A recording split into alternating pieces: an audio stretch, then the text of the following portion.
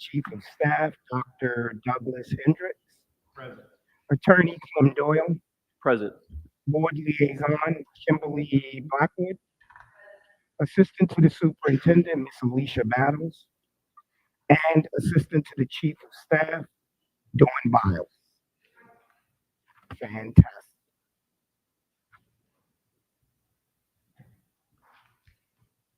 Okay, if everybody would stand and say the Pledge of Allegiance.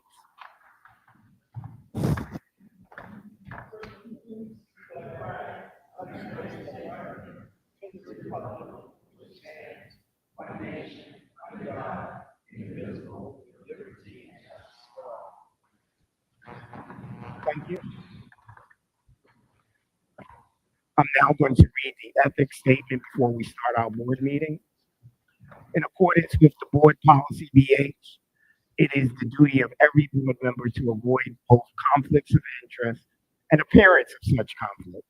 Does any board member have any known conflict of interest or appearance of such conflict with respect to any matter scheduled to come before the board at this meeting or appearing on our proposed agenda? If so, please identify the conflict or appearance of conflict and refrain from participating in the matters involved. I'm now at adoption of the agenda. On the agenda, what I'm going to poll the board on before we get into adopting the agenda. We've heard the budget presentation this evening. I want to know if you're prepared to make that vote tonight or if you want to wait for that vote so that you can digest more of the options for next Monday. I'm going to start with you, Ms. Tellis Cooper. What's your feel? I was under the assumption we were going to do that next week. Next week, okay. Ms. Hill? Yes, I want to wait because I'd like to see the budget. As Ms. Bivens indicated, that the 1.4 million was removed. And I also want to just verify what Ms. Smoot had to say. So I would like to look further and look at our options. Thank you. Dr. Haney? Ms. Baker? Ms. Williams? Do you want to postpone the vote of the budget this evening to next Monday? You do. Ms. Corey? I would say my preference is probably next week, but I thought I heard something about a called board meeting. I thought Ms. Bivens said something about having a called board meeting due to the fact of allowing teachers or employees to get out of their contract. Right. At this point now, we haven't called that meeting. If necessary, we will, but as of this moment, we're planning on this vote for next week. And I believe that next week, Monday, and I believe that next week, Monday would be the deadline for teachers to get out of their contract. Perfect. I'm all right with Postponing it. moving to that time, but I think we probably could do something about changing the date of when they get out of their contract as well. Right. Ms. Bowles? Just as a rhythm, my preference is that we spend work sessions like tonight in discussion and spend board meetings voting. So my vote would be for us to vote next week and Next week, discuss Monday. tonight. Fantastic. Ms. Williams, you have a comment? If we say they get out of the contract Monday, we vote Monday night. Isn't that too late? It is. So then we need to do it Friday, call meeting or something. And they can't get out before if we don't vote for that night. All right. If you guys would give me a second, let's get through this meeting this evening, and if a call board meeting is necessary, we will make that decision tomorrow morning. All right? Ms. Corey? Yes, I'm of the opinion if we are going to wait until then, I guess I'm about to ask our attorney, then do we have the right to then say, if we're voting on the 2nd, can we extend the time that employees can get out of their contract then?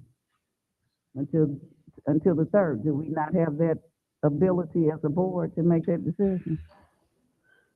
Well, I believe so, Madam Chair, but I've not been consulted on this issue, so I'd really want to take some time All right. to think about that. So here's what we're gonna do. If you could contact Ms. Albritton and discuss that, that will help me with my decision on whether we need a call board meeting or not. So tomorrow, you and I could communicate to how we could go forward. Ms. Albritton, what I'm gonna ask you to do is touch base with the state and see if we can get that delay, even though they are mandating that it be on the first. If, Based on the TRS rules, is it what they're saying in terms of a delay? right.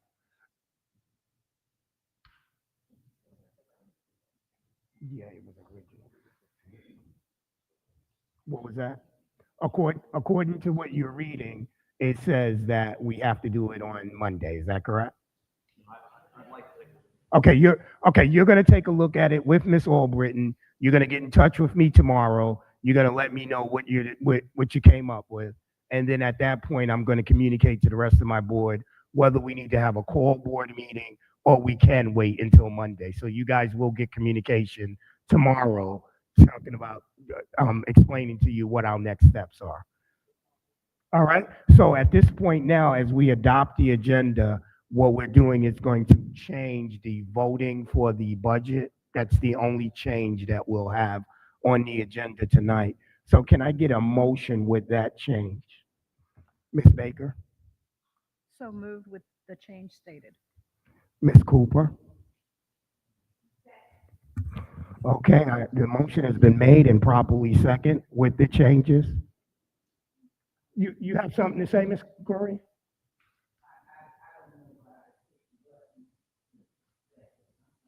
Okay. Yeah, we're gonna vote now, right.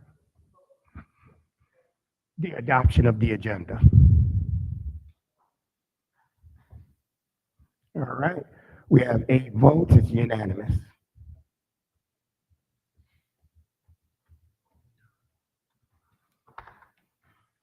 There are no recommendations from the executive session, so we'll move on to board member updates. Today, we're going to start with Ms. Bowles, if you're ready.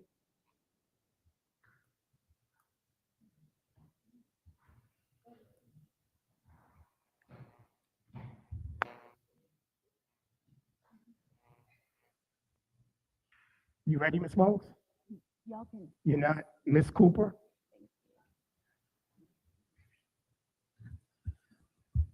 I guess first of all, I'll just say again, congratulations to our graduates. We made it through graduation, thank goodness. And thank you to the staff, especially the volunteers that worked so hard with the graduation. Just selfless work, because there's nothing in return for you but the happiness of those kids. So I truly appreciate it, and I know my colleagues too, of all your time and effort at the graduation. I also wanted to just reiterate and say congratulations to all of the individuals that received scholarships, whether it was the superintendent or the board scholarships. Congratulations to them. But I do want to do a special shout out to the young lady from Forest Park. Let me take my glasses off to read it. And her name is Amelia Bradshaw, and also from Morrow is Jemiah Augustin from Morrow High School. They both received $500 scholarships from the Joy Tellis Scholarship Fund. So congratulations to those. But again, thank you so much to everyone that volunteered at the graduation. It went well. Thank you. Ms. Hill? I'll just echo with Ms. Tellis Cooper said. Congratulations to our 2025 graduates, and also thank you to all our staff members who volunteered to support the graduation. It was smooth. Went well, and as I always say, Clayton County shows up with excellence, and it was just the same at our graduation. So just want to say thank you to everyone for their dedication, commitment, and always there to support our scholars. And I also want to just share that on June 7th, there will be another NACA workshop I've partnered with Forest Park, so it'll be our Forest Park Recreational Center. It starts at 9 a.m. And I just, if anyone's interested, I just encourage you not to disqualify yourself. And please come out and learn and hear how to become a homeowner. Dr. Haney, Come back to me. I'm trying to get something Right. straight. Thank Ms. Baker. I just want to say congratulations to all of our scholars who crossed that stage. Lots of hard work. We have some incredible kids in this, our students, or they're our babies, I don't care, in this district. Just some of their stories, listening to them, and we don't realize what some of these kids go through, and they still make it across that stage. So I just want to give kudos to them. Again, to everybody who volunteered, that was some long hours. For you who don't know, they started at 7 o'clock in the morning and went till 10 o'clock at night. And I just want to give a special shout out to Miss Karanda, who kept us all in line.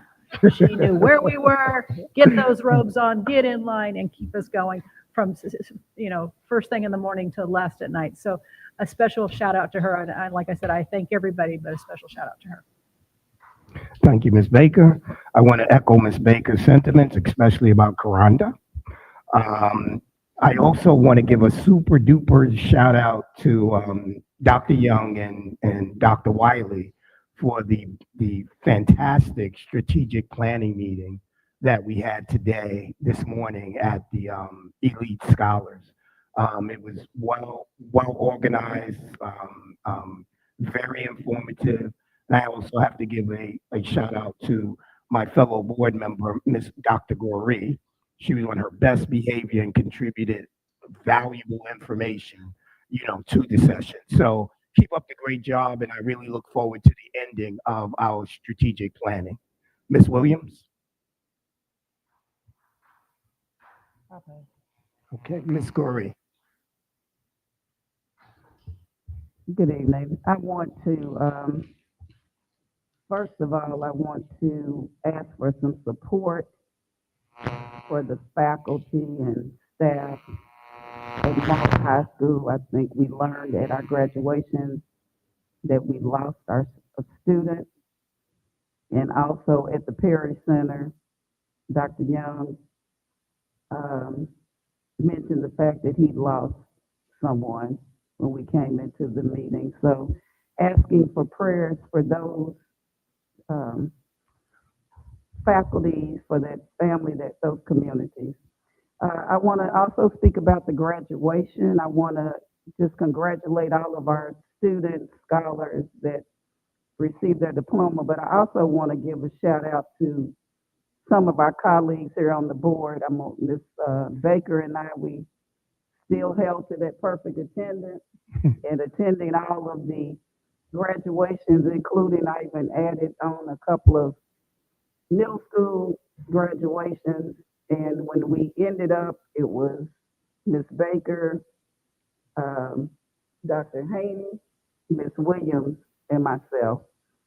And so we're glad that everyone was able to hang in there, because 13 graduations are quite tiresome when I'm 70 now, so the legs and the feet didn't quite understand the assignment, but we made it through there.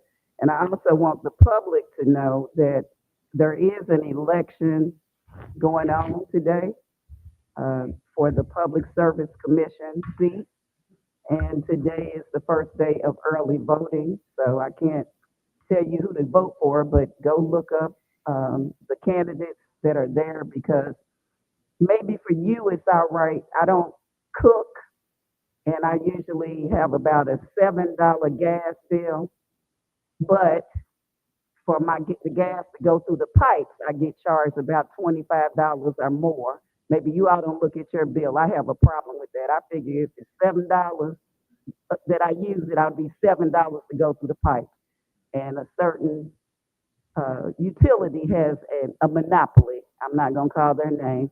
But anyway, please do your due diligence.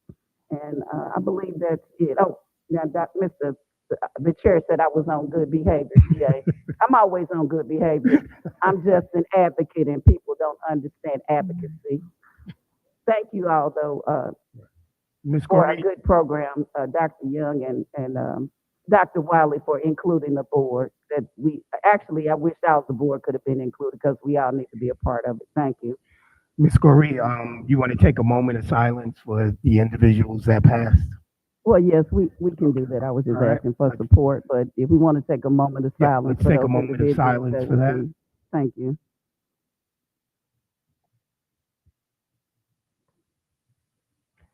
Fantastic.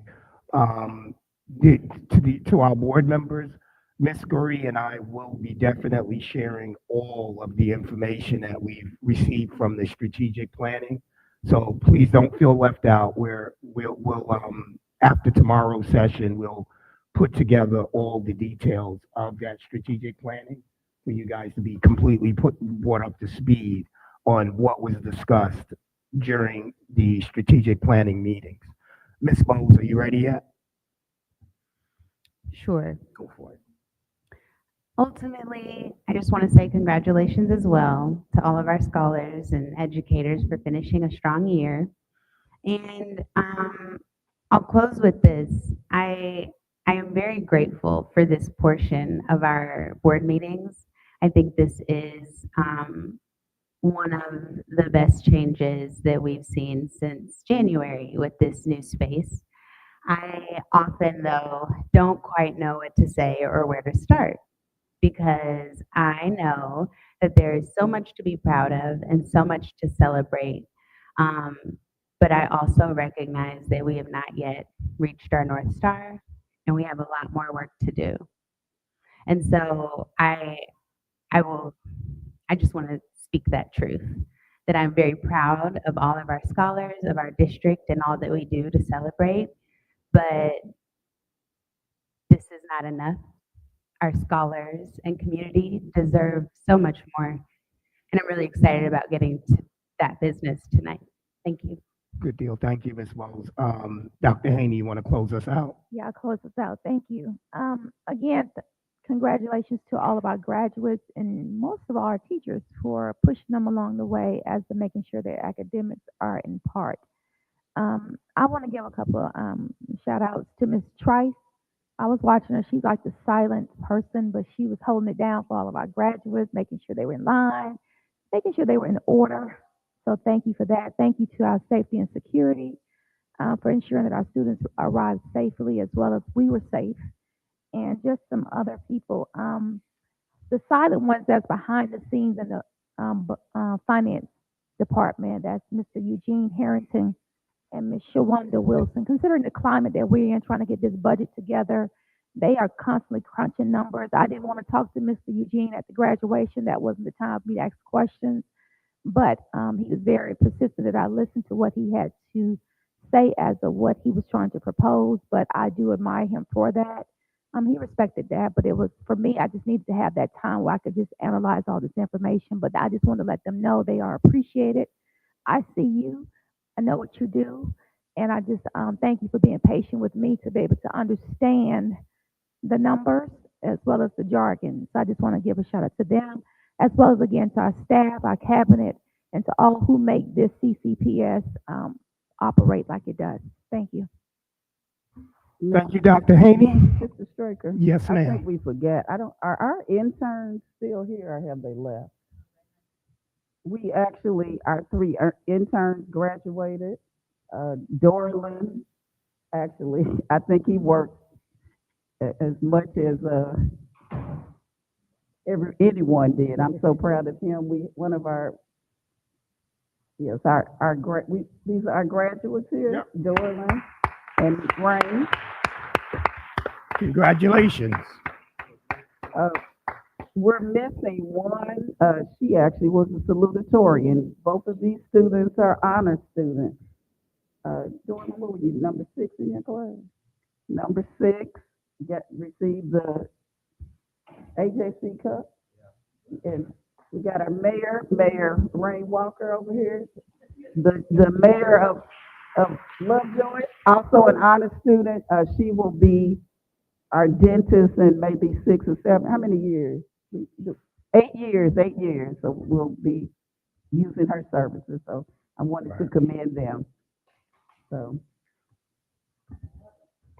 I believe that's it for the updates. I am now passing the platform on to Dr. Smith so that you can proceed with the agenda. Thank you, Mr. Chairman, Ms. Vice Chairwoman, members of the board, colleagues, and community. At this time, I will ask Mrs. Bivens if she would come up and introduce Mrs. McLeod.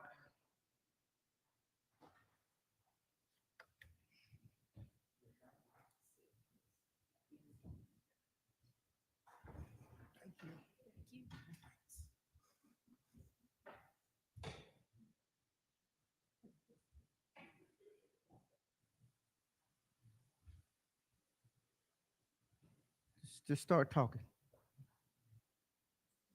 It's not working.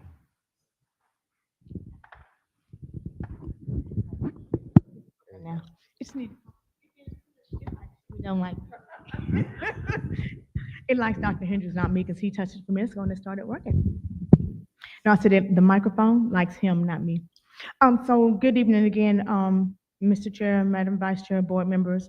This evening, we have Ms. Sarah McLeod from the Georgia Department of Audits and Accounts to do our required board training for the district's high-risk designation.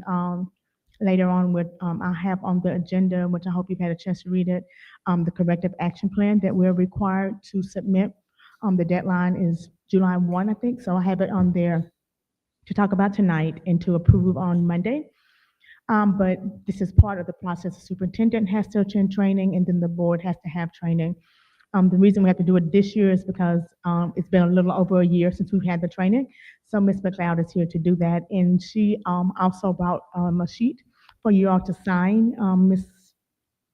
Blackwood has it, so if you can sign that before you leave tonight to certify that you received the training, because that's part of our submission with the plan as well.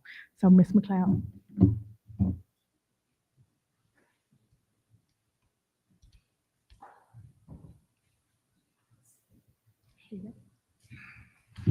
Thank you. Good evening. Good evening. Nice to see some of y'all again. I was here a couple years ago and did a very similar presentation. So I'll kind of go over what Senate Bill 68 is and why it brings me here today, and then we'll walk through your most recent financial audit and discuss some of the audit findings as well. So as she said, my name's Sarah McLeod. I am a deputy director over at the Georgia Department of Audits. I have been there way more years, over 20 years now. I actually, is my first job after I graduated from Jonesboro High School back in 2000. So I graduated from Clayton County. So it's fun to come home. Jonesboro High looks very different than it did when I attended now though. So it's beautiful, it looks nice. All right, we will get started. This is just a little bit of the agenda. I've already kind of gone over that, what we're gonna cover tonight. Jumping in, Senate Bill 68 came along a few years ago. It was really brought about to strengthen some provisions relating to the financial management of the school district, and it had a few action items in them. One of them is, oops, sorry, it was stuck and then it went too far. Is that it charged the Georgia Department of Audits with doing that risk designation for all the school districts in Georgia. So Georgia Department of Audits does do the majority of the school district audits across the state. There are a handful that utilize a private CPA firm, and Clayton County is one of those that utilizes a CPA firm to do their audit every year. But even though, regardless of who your auditor is, we were still charged in the law with being the one to give the risk designation. So after each audit is complete, your audit report is sent over to us and we review it and the risk designation is made. And that is so that all of the risk designations across the state can be, made by the same person so that they're similar in nature. And so I'm going to go into a little bit about what makes you high risk or low risk. The risk determination is really handled by if you have any irregularities or budget deficits. So the irregularities are going to be if you have any sort of findings in your audit report. That is what the definition of an irregularity is. That's not something that was clearly defined in the law, but that's something that myself and over at Georgia Department of Education, Amy Rao, we work together. And this is what we've used as our framework. So the only type of internal control finding that's excluded is if you get a finding over your financial statement preparation. Everything else is included, whether it be federal or financial, and I'll talk about those in just a second. And then the other way you can wind up on the Senate Bill 68 risk designation list is if you have some sort of budget deficit. So this would be if you had some sort of deficit in an opinion unit, whether that be your general fund or your capital projects fund. If you're in a deficit, that elevates your risk as well. And so that first year or two that you have a finding, you're on the moderate risk. If you receive that same finding again in a third year, that's what elevates it to being a high risk finding, and it lands you on the high risk list. I'm not good at working. Okay. If you're moderate risk, you will submit a corrective action plan approved by the local board over to GDOE within 120 days of receiving the designation. And so this is similar to what y'all are working through right now, getting the corrective action plan figured out, and you'll submit it over to the Department of Ed. And then the superintendent is required to complete the training on financial management and financial governance. If there's higher risk, if your school district is high risk, there's one more addition, and that is that you have all board members are required to complete training regarding your own audit and your findings and your risk status. And that's what we're doing here tonight. So that will check the box of this requirement for all of you. And I will make sure I receive that form and everybody receives their credit. This kind of goes over already what I've talked about, but basically the state board does inform, GDOE does inform the superintendent here of their risk status. I also informally informed the finance office of their status as well after they submitted their report over. So just a little background on what findings are before we jump into looking at what the findings that y'all received in your 23 report. Like I mentioned, you can have financial findings or federal findings. And there's a little difference between them, but they're all focused on internal controls. And those internal controls can come in many forms, but are the written policies or procedures that your finance office and other staff are utilizing. Your information systems have internal controls. And then also a big part of it is that management is monitoring your processes that are in place. That's part of your internal controls. So you can see here that in a financial finding, your risk is a risk of material misstatement in your financial data. And if you're looking at a federal compliance, it's going to be a risk of non-compliance in your major programs. So when your auditors come in each year, not only do they review your financial statements and look to see if they're materially correct, but they're also looking at your federal programs. They're required to test a threshold of those expenditures each time they come. So they're looking at programs like child nutrition, special ed, Title I, and of course ESSER for the last several years, which that's on its way out and shouldn't be tested going forward. Now, when we jump into the findings, the risk designation for Clayton County, as you know, for your 23 audit, you're designated as high risk, and that's why we're here together tonight.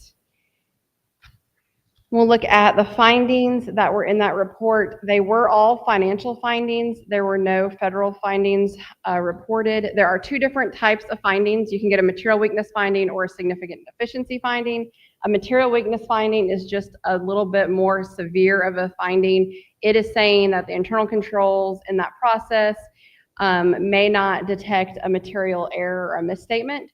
You can also have significant deficiencies, and that is also a finding that's reported in the audit report, but it is less severe.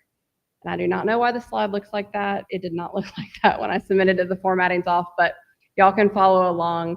All of the findings that were in the report, so that is the 2023-01 through 07, are the ones that are included in the risk designation.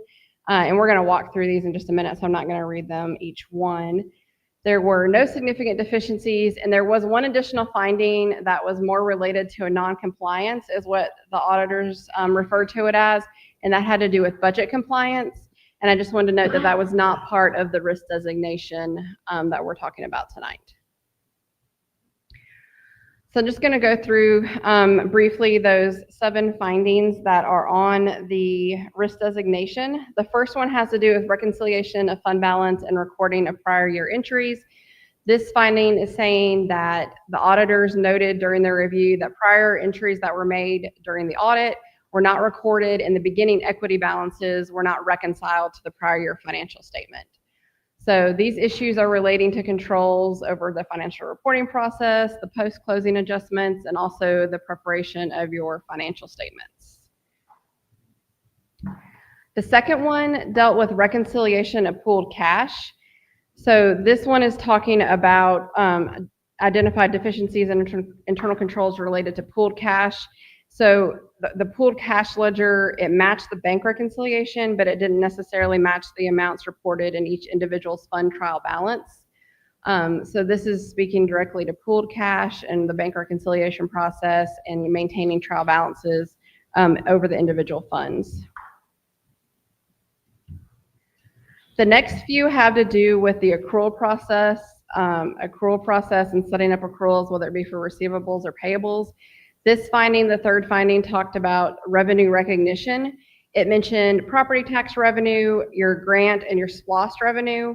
A lot of the adjusting entries that were made were due to accruals, so accounts receivables, whether they were unrecorded or invalid, and then the property tax calculation for this one. The fourth finding had to do with your recording of payroll-related liabilities. Again, this is an accrual that's reported on your financial statements, on your balance sheet, or your statement of net position. And this finding just stated that the school system did not properly adjust the general ledger to accurately reflect the liabilities, so the auditors had to make an adjustment to correct the financial statements. The next one, accounts payable and retainage payable, again, deals with accruals. This one is dealing with some construction accounts.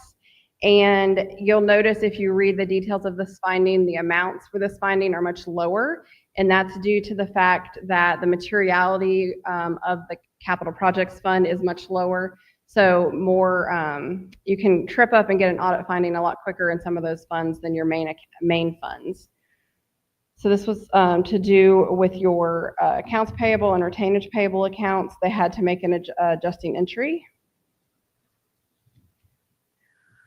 This one deals with depreciation expense over your capital assets, but specifically the Performing Arts Center Fund. The depreciation expense was not recorded. And then the last one for the risk designation is dealing with interfund balances. The auditors noted that the interfund balances did not reconcile across the school district funds. So this is just a process that kind of happens at year end. You have to go through and eliminate any of those interfund activities, do a reconciliation, and they were had to make some entries for that. And a lot of the entries for the reconciliation of pooled cash also involve some of the interfund balances. So those are the findings that are in your risk designation at a high level. The next steps are just that the requirements, again, will be reviewed annually. So when I get your 24 report, I'll review the findings. If some of the findings have been cleared, they'll drop off the list. If all of them that I've talked about have been cleared, you would be removed from the high risk designation. So the risk designation can change each year. And then again, the findings, that how you resolve them is by implementing that corrective action plan that y'all are talking through and approving and sending up to the state board. And that is all I have. Try to make it short and painless for y'all. Do y'all have any questions? Yeah, Ms. McLeod, the high risk designation. Yes. We only stay on that list until everything is resolved, right? Once everything is resolved, we'll come off that list. Right. Once this training here was held, and then Dr. Smith comes to training with me and Amy again, then the only thing lacking to get you off the list would be clearing those findings. So all the findings do have to be resolved though. So that would be the next step, is reviewing that in the 24 audit report and seeing where you're at. Ms. Bivens, where are we at with resolving those issues?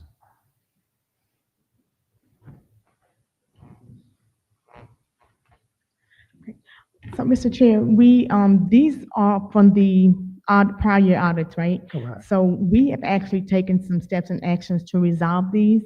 So it is our hope that we put in processes and things in place during this last fiscal year in 2024 and the current fiscal year to resolve some of these, as stated in our corrective action plan. Another reason why they're still in FY23 is because they were in the prior 2 years audits, and because we were behind on audits, we didn't have the opportunity to make those So we're all corrections. caught up now, right? So we're on track to get these corrected. So the estimated time that you predict that we'll be off this list is 2025 audit is the what is our 2025 goal. audit? Yes, sir. Okay, all right, thank you. You're welcome. Any questions, board members? Seeing no lights, Ms. McLeod, thank you so Thank much. you. Appreciate it. Thank you. Have a good evening.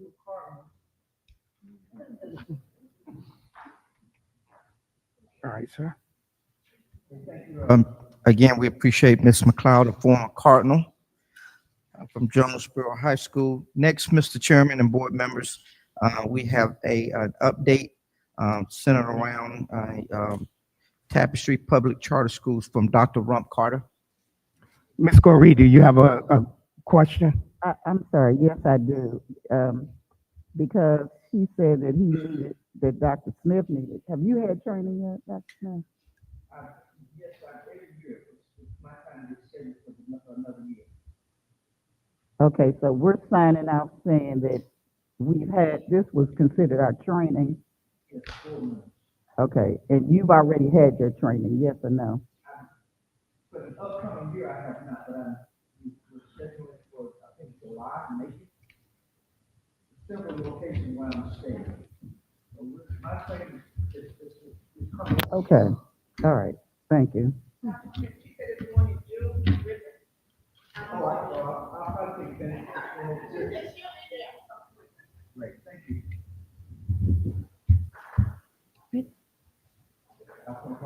Okay. Good afternoon, Board Chair, Mr. Straker, Vice Chair, Ms. Baker, the esteemed board, and Superintendent Dr. Smith. Today, I would like to, let's put it on. Oops. Okay, there we go. Today, I would like to make the superintendent's recommendation for Tapestry Public Charter School. The Tapestry Public Charter School petition met the minimum requirements as outlined by the state of Georgia that would help the reviewers ascertain if the petitioner could operate a school that was financially viable and was in the best interest of Clayton County. Therefore, the committee recommends the CCPS Board of Education vote to approve the charter petition as recommended by the superintendent. And the board has received the executive summary and the petition for Tapestry. Are there any questions? I'm going to ask one. Sure. Go ahead. Just for clarification, because I know the laws have changed. Yes, ma'am. To vote on this in a timely manner, we will do it next Monday. Is that correct? That's correct, on June the 2nd. Okay, I just want to make sure that we dot our i's and cross our t's, because I know there was changes to the law. Yes, we received confirmation from the state that we could move forward because there's a new rule that goes into effect tomorrow, May the 28th, and we have to have all local charters voted on by June the 30th. However, it conflicts with the SB 82 that says you have to wait until after June the 30th to receive the incentive. So I asked them to put that in writing because we do want the $250,000 a year for 3 years. Ms. Hill. Thank you, Dr. Ron Carter. I just have a few questions. Yes, ma'am. In reference to the recommendation. And I understand that it's in the best interest of our community. And I agree that they have a great history. And, oh, I'm sorry, you can't hear me? Okay. I wanted to say that thank you. I just have a few questions in reference to the recommendation. I understand the Tapestry has a good reputation, and we've had people to come and share their views on it. I just want to know, when we say that it's in the best interest of our community, how do we ensure that our community have access? I know it's for Clayton County residents. I understand that we currently have students in our district that could benefit from it. Mm-hmm. Nevertheless, it's a lottery, so therefore there's no guarantee that our students would the ones that are currently in our district would be eligible for that. So can you help me to understand? Because when I'm looking at for the best interest of our students, I want to ensure that our parents that currently have students in our district have access to Tapestry. I understand it can't be a priority, but how can we ensure that they would have an opportunity to take advantage of the benefits of Tapestry being here? And then part two of it is what would it cost our district? Okay, great question, both questions. So I'll begin with the first question. We did ask Tapestry that question after we reviewed their petition and we had the capacity interview. The question we asked them was to describe how the school's lottery and enrollment process will ensure the recruitment and selection of students with disabilities in a manner that reflects the proportion and diversity of the overall student population the school proposes to serve. They gave us a full-page response of how that happened and how they currently conduct their lottery in their district where they are and how they have been doing it for 10 years. And currently, their lottery is not weighted. And what they have done is an aggressive recruitment campaign. And they currently have in their school where they are now, 50% of their student population are students with disabilities. So it's an aggressive targeted campaign for those students. And I'm going to ask Dr. Wiley to come up because she is very versed in the lottery system because we also have the lottery system here in the district. And then I'll go ahead and answer part two as she's on her way up. It will not cost our district anything. So will not come out of district funds for us. What happens with charter schools, the money follows the students. And so when the students are locally approved charter schools, the money comes to the district and then we allocate it to the charter schools versus if they're state approved and the students leave us to go to a state approved charter schools or private schools or outside the district, then the money follows them away. But currently when they come to a charter, when they leave us, withdraw from our system and go to a charter school, the money goes within, but it's still under our umbrella, if that makes sense. So just for clarity, the QBE will come to the district. Yes. And because that student is not in our school, it'll go to Tapestry. Yes, just like it currently does for our current charter schools, all three charter schools. So when a Board of Education authorizes a charter school to be locally authorized, the state sends the QBE allotment to the district, and then we send that amount to the charter schools based on the enrollment, which is why the finance team has to do an enrollment analysis and then see how much funding is determined for their charter school. Now, if the students leave our district, the money leaves our district. Okay. Completely. Okay. And so one other question. I know that with charter schools, we still provide services that, so what is that a cost to us or no? So when the charter schools receive their allotment, and when we have the MOU meetings with Dr. Garrett, the charter schools get determine whether or not they want the district to withhold their funding, especially their federal funding, and their proportionate share of that for Title I, Title II, Title III, IDEA, and other federal funds.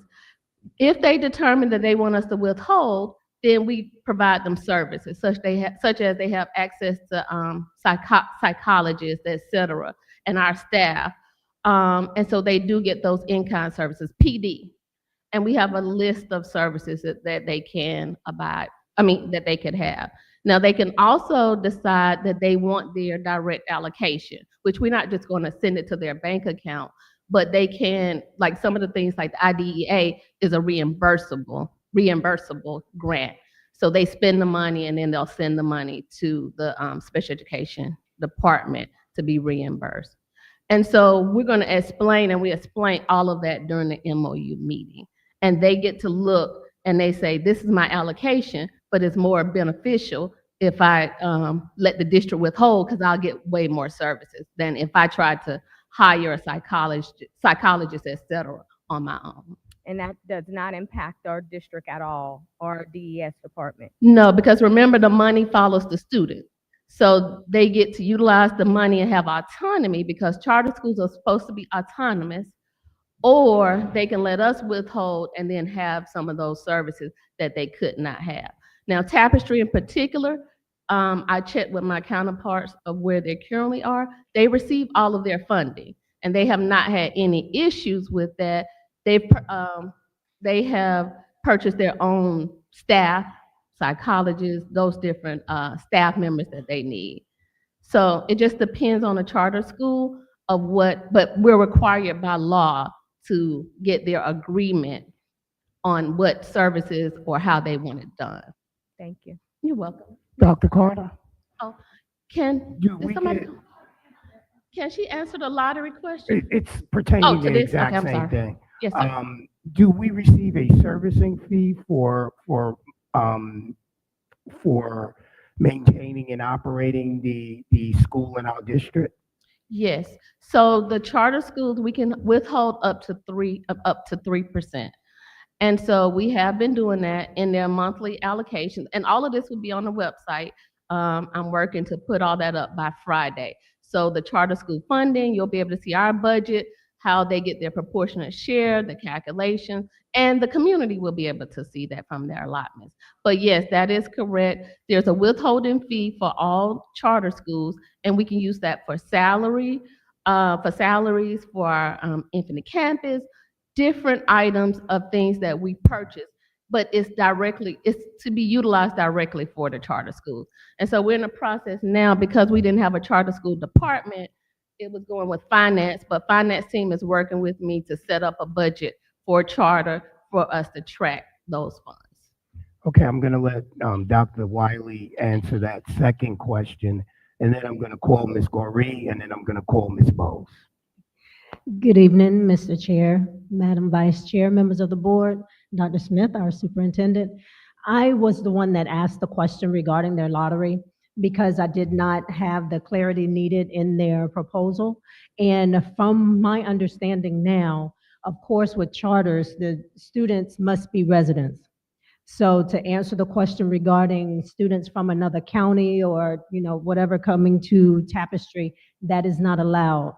Because they have to be residents of our school system, since you all potentially will approve this district charter. Their lottery is random. No one's weighted.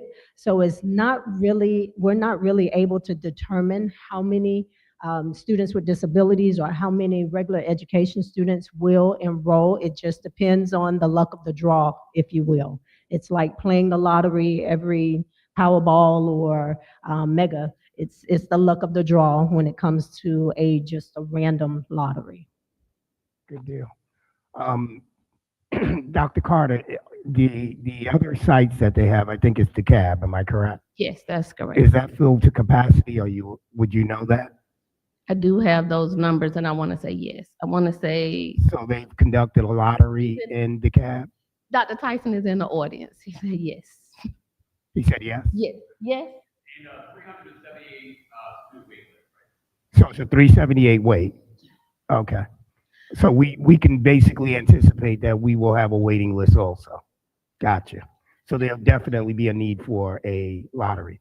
Utopian, just to bring context to this, does Utopian have a waiting list? Currently, the elementary school that's up for renewal, Dr. Walton did share with us in our meeting that they have 15 students on the wait list. 15, okay. And then also I wanted to add back to Ms. Hill's question, because I did not, thanks to Dr. Young, just remember, there's also buyback services that we can do with the district. So we have in-kind services and buyback services. Because charter schools receive all of their funding, we're not supposed to pay for anything for them in the district. So they're supposed to purchase these things from us because they got their funding. If they don't purchase it back from the district, then they're receiving their funds plus receiving some of our district funds that's supposed to go for our district students. our traditional students. So what happens if they need transportation from us? So, thank you, good question. They receive a federal allocation for transportation. So they can utilize our transportation services or they can utilize another transportation But if they service. use ours, they have to pay for our They service. have to pay for those because it's included in their allocation each month.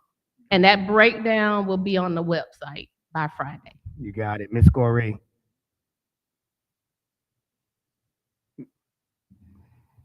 Thank you for remembering me. I just wanted to go back to comment to the question about ensuring as to whether or not our students get in. But I think Dr. Wiley covered that in the fact that it is a charter. When you authorize a charter within your school district, they are the students that live within this county that will go there, unless, we had a charter that went across the lines. And right now, I don't think we have any. So any student that goes into this school will be our students from Clayton County.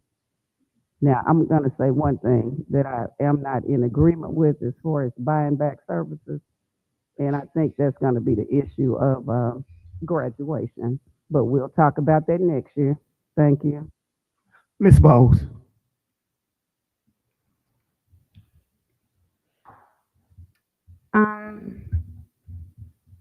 I have many thoughts.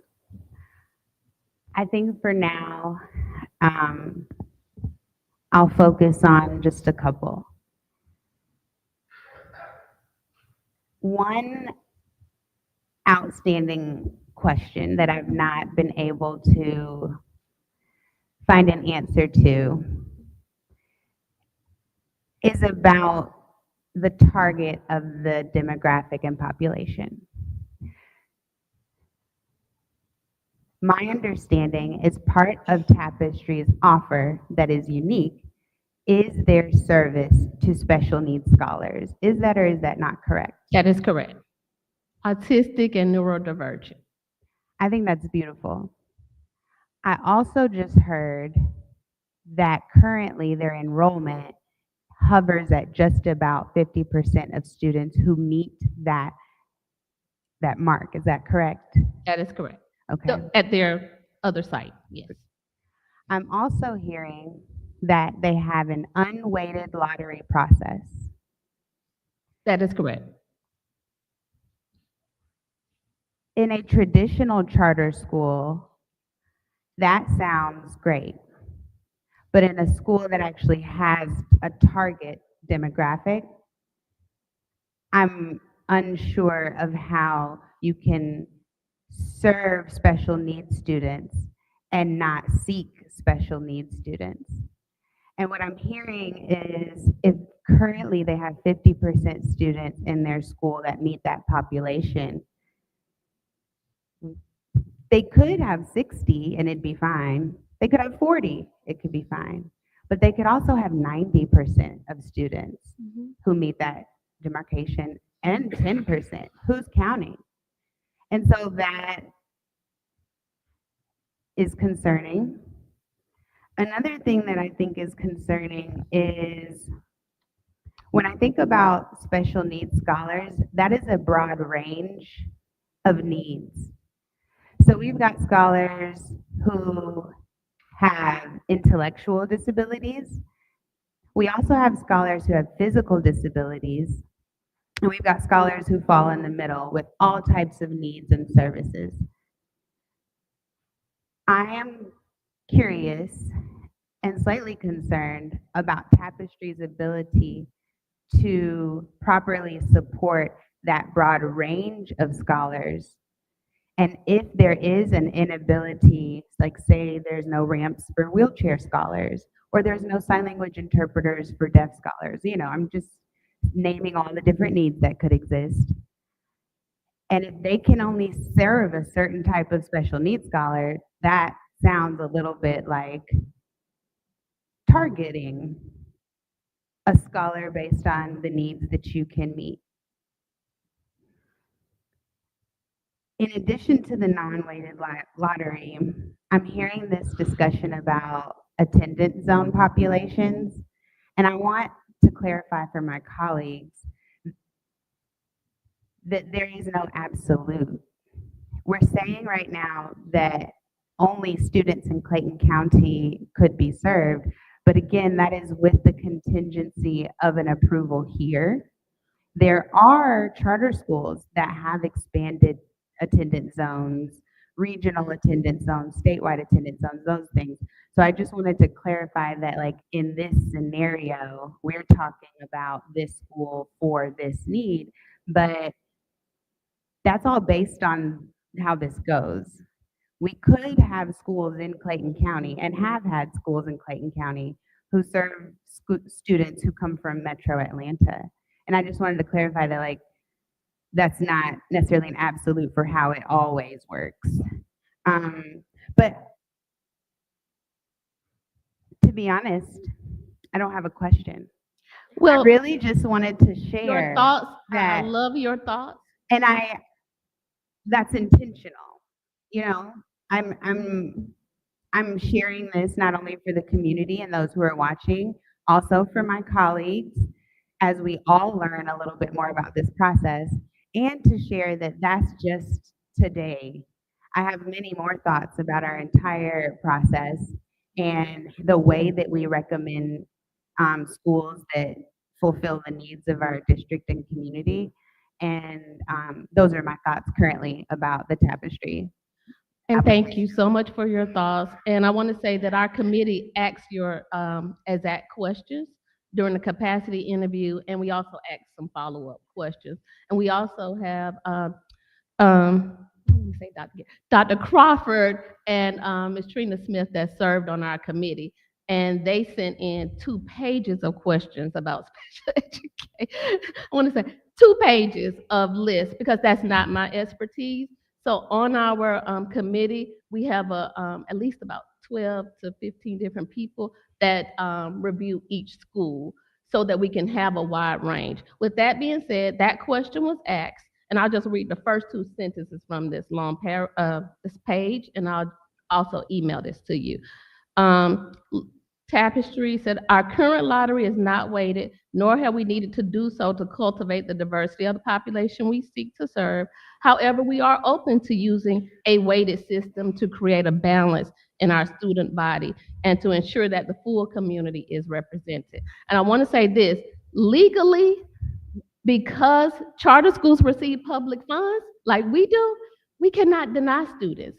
And if you remember back in our training with NATSCA, they shared that in December.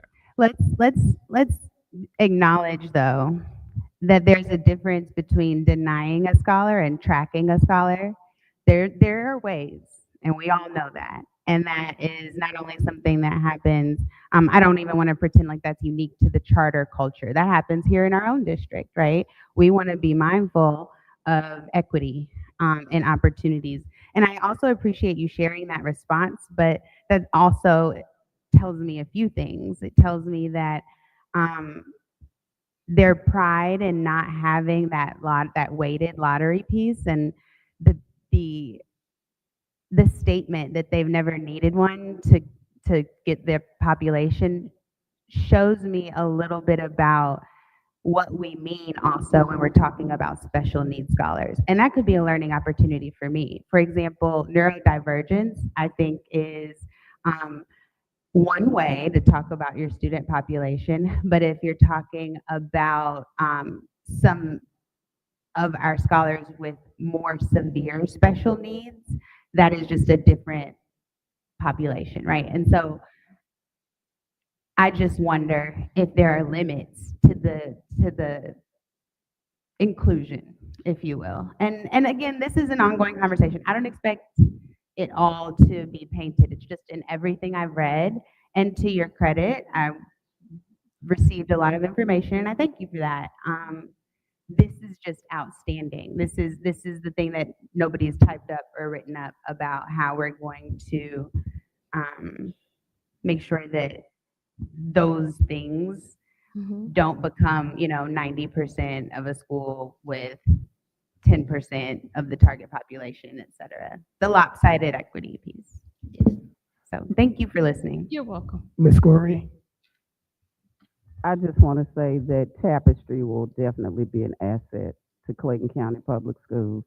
It will offer something that we should have offered ourselves without it having to be a charter. So I'm looking forward to the vote. The vote will be next week, is that correct? That is correct. Yeah, because I'm actually ready to vote tonight.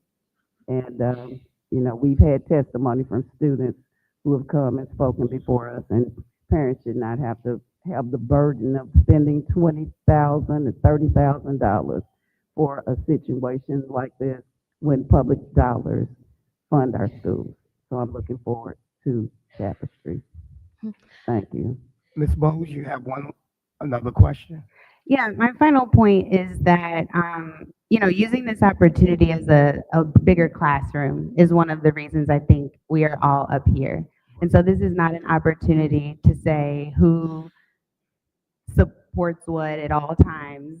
This is a conversation that I think it's important for everybody to just have the same information and know that despite all of the testimony and all of the things, it's okay to still have questions. And it's okay to still make sure that we're demanding the highest and best for our scholars and community.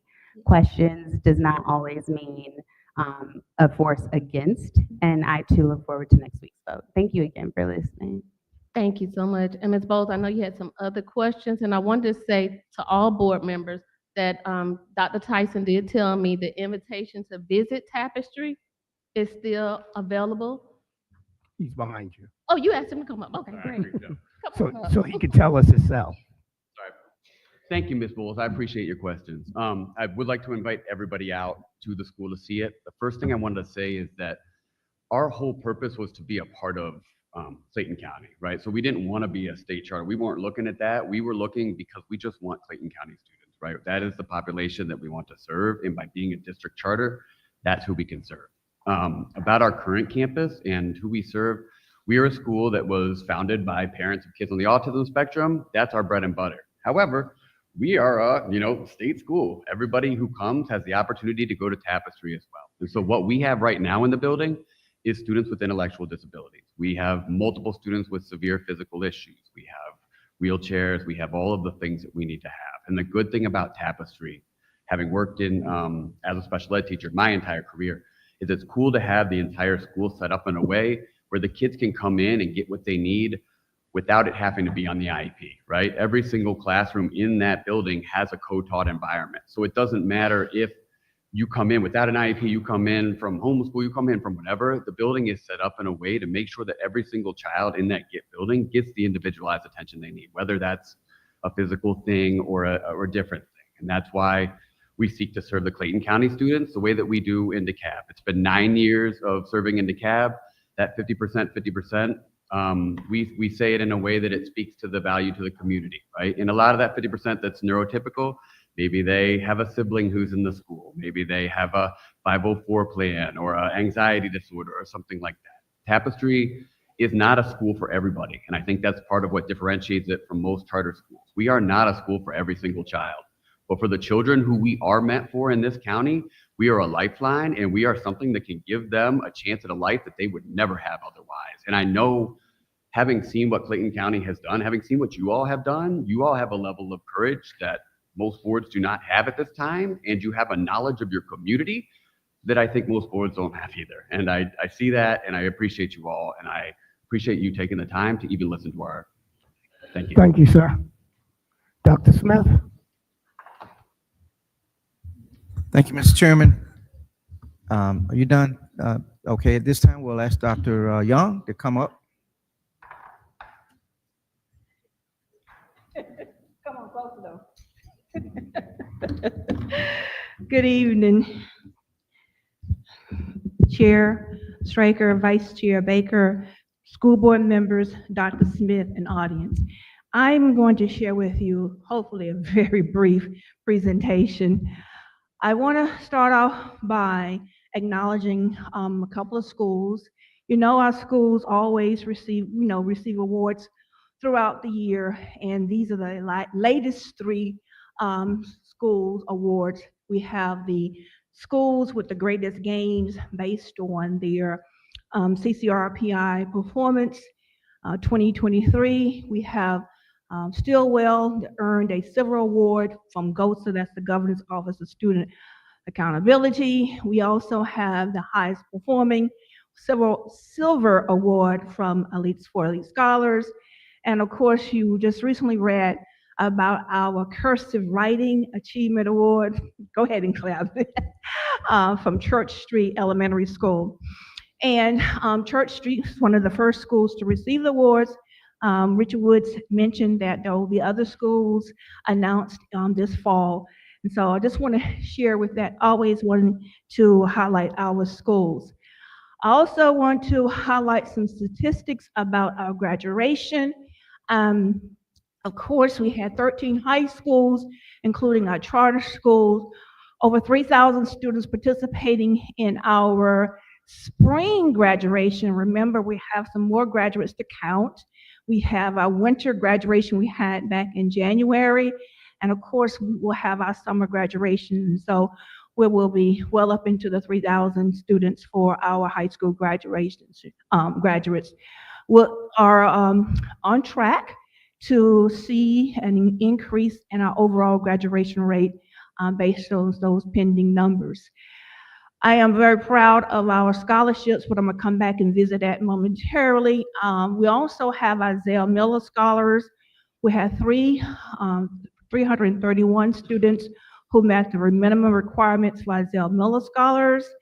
And this is a very rigorous competition. Students have to take certain courses and to earn rigorous credits. And so not all of their credits count towards the eligibility for the Zell Miller Scholars. And then we have our district scholarships. We had 256 for our superintendent scholarships. Thank you, Dr. Smith, and all of those who go on that golf course and play golf and build that big old trust fund for our students to receive these scholarships. And then we also had our board scholarships awarded as well. So these are some demographics, and of course, we'll update all final numbers and just make sure that Dr. Ebony Lee can communicate that in our CCPS info. All right, so let's take a look at our scholarships. So what I really want to share with you, our scholarship awards as of May 22nd, 2025. Believe it or not, we're still counting dollars.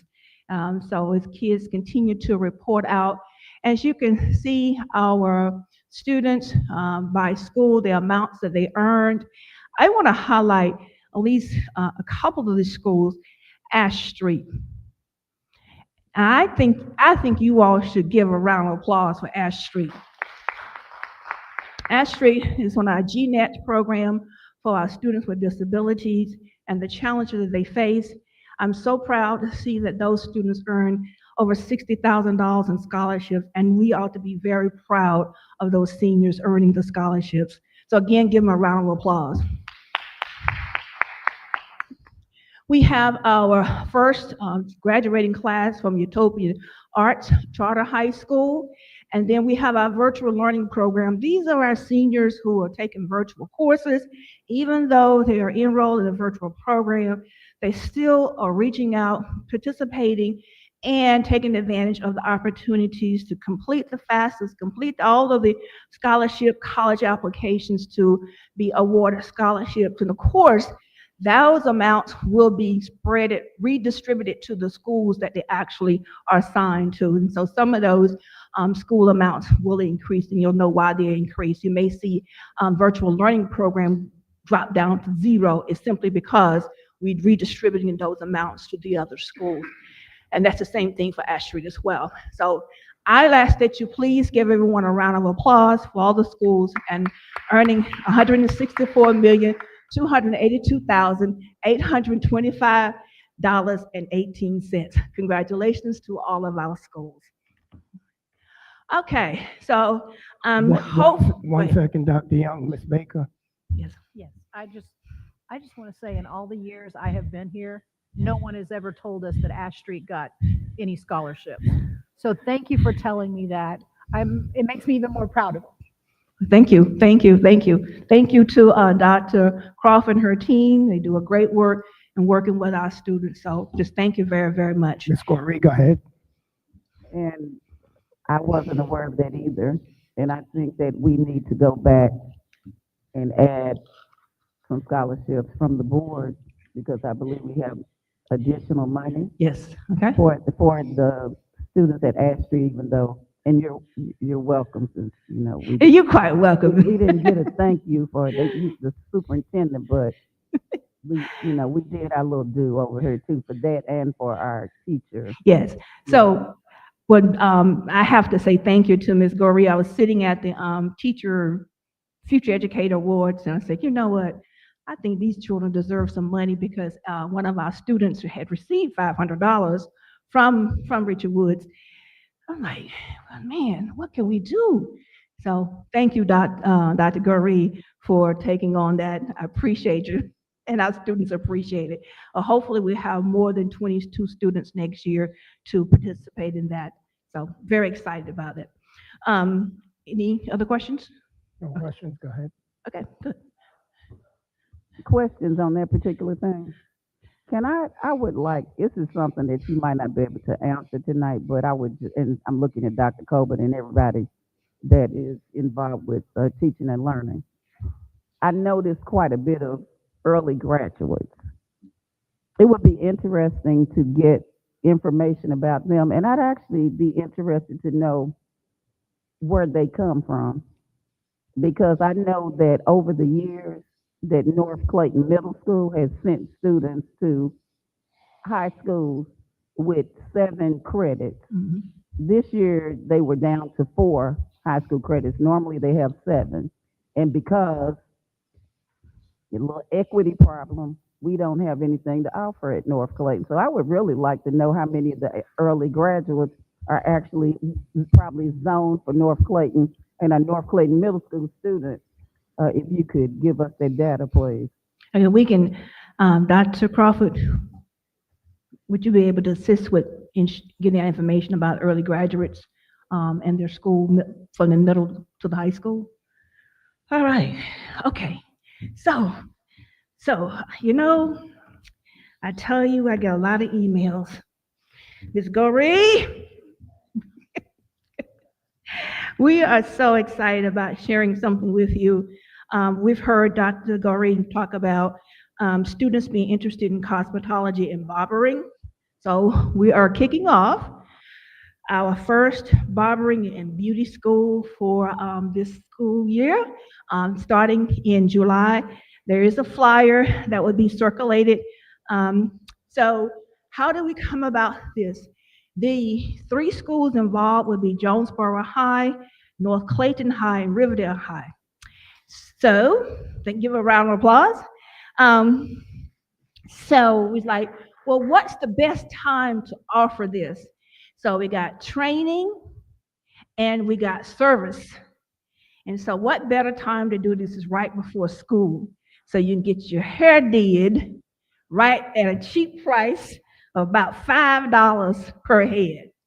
And so we're very excited about having the students to train and to serve the clients as well as to earn funds for their CTSO. So I'm very excited about that. And CTSO is their student organization. So please, when you see the flyers, share that information starting July 14th all the way to July 25th from 11 to 3 at Jonesboro High, and July 14th through the 25th, and July 14th through the 25th at Riverdale High School from 10 until 2. And so students will be learning about hair care, hairstyling, and performing services at a low price of $5. Thank you very much. Can we come? Is this just for students, or can we come and get our hair done? When I looked at the form, it didn't say I couldn't come. I had to ask Dr. Pitts. She says yes, we can come. All right. Okay, so you also had the preliminary data from the Georgia Milestone. Hopefully you received an email from Ms. Blouse, I hope, and it had an attachment called Attachment A.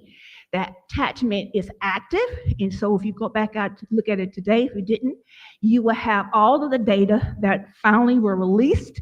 Remember, the data are often changing because as one or two scores come in, those data values will change.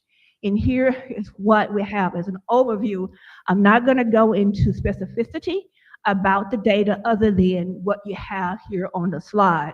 You have the actual numbers for changes in your attachment. So I just want to make sure I don't want to inadvertently violate the embargo of the data, okay? And we will finalize the data by school, and we'll share that with Dr. Smith and Dr. Hendricks for further distribution, okay? All right, thank you. Okay, so I'm excited about Dr. Smith's vision. And so Dr. Smith, I want to say thank you for your vision on the 4 E's. When asked, what's our core business? People say students. Well, that they are our customer. They're our client. Our core business is educate them. And every time we go to graduation, I often think about what is this kid going to do? When they wake up the next morning, what options do they have?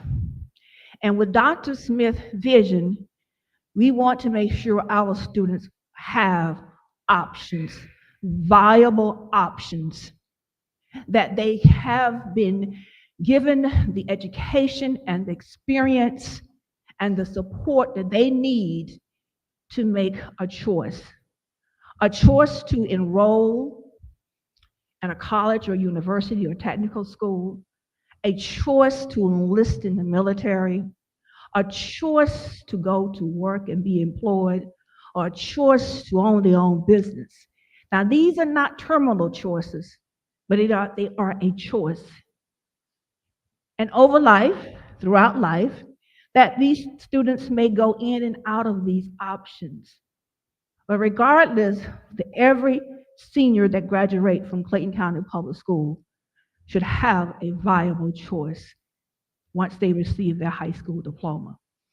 And through that, we have been thinking, and I say we, Dr. Smith, Dr. Pitts, a whole bunch of people, our CTAE, our teaching and learning, our school leadership, we have been talking and talking and talking and talking about how can we really organize our work. Even today, Dr.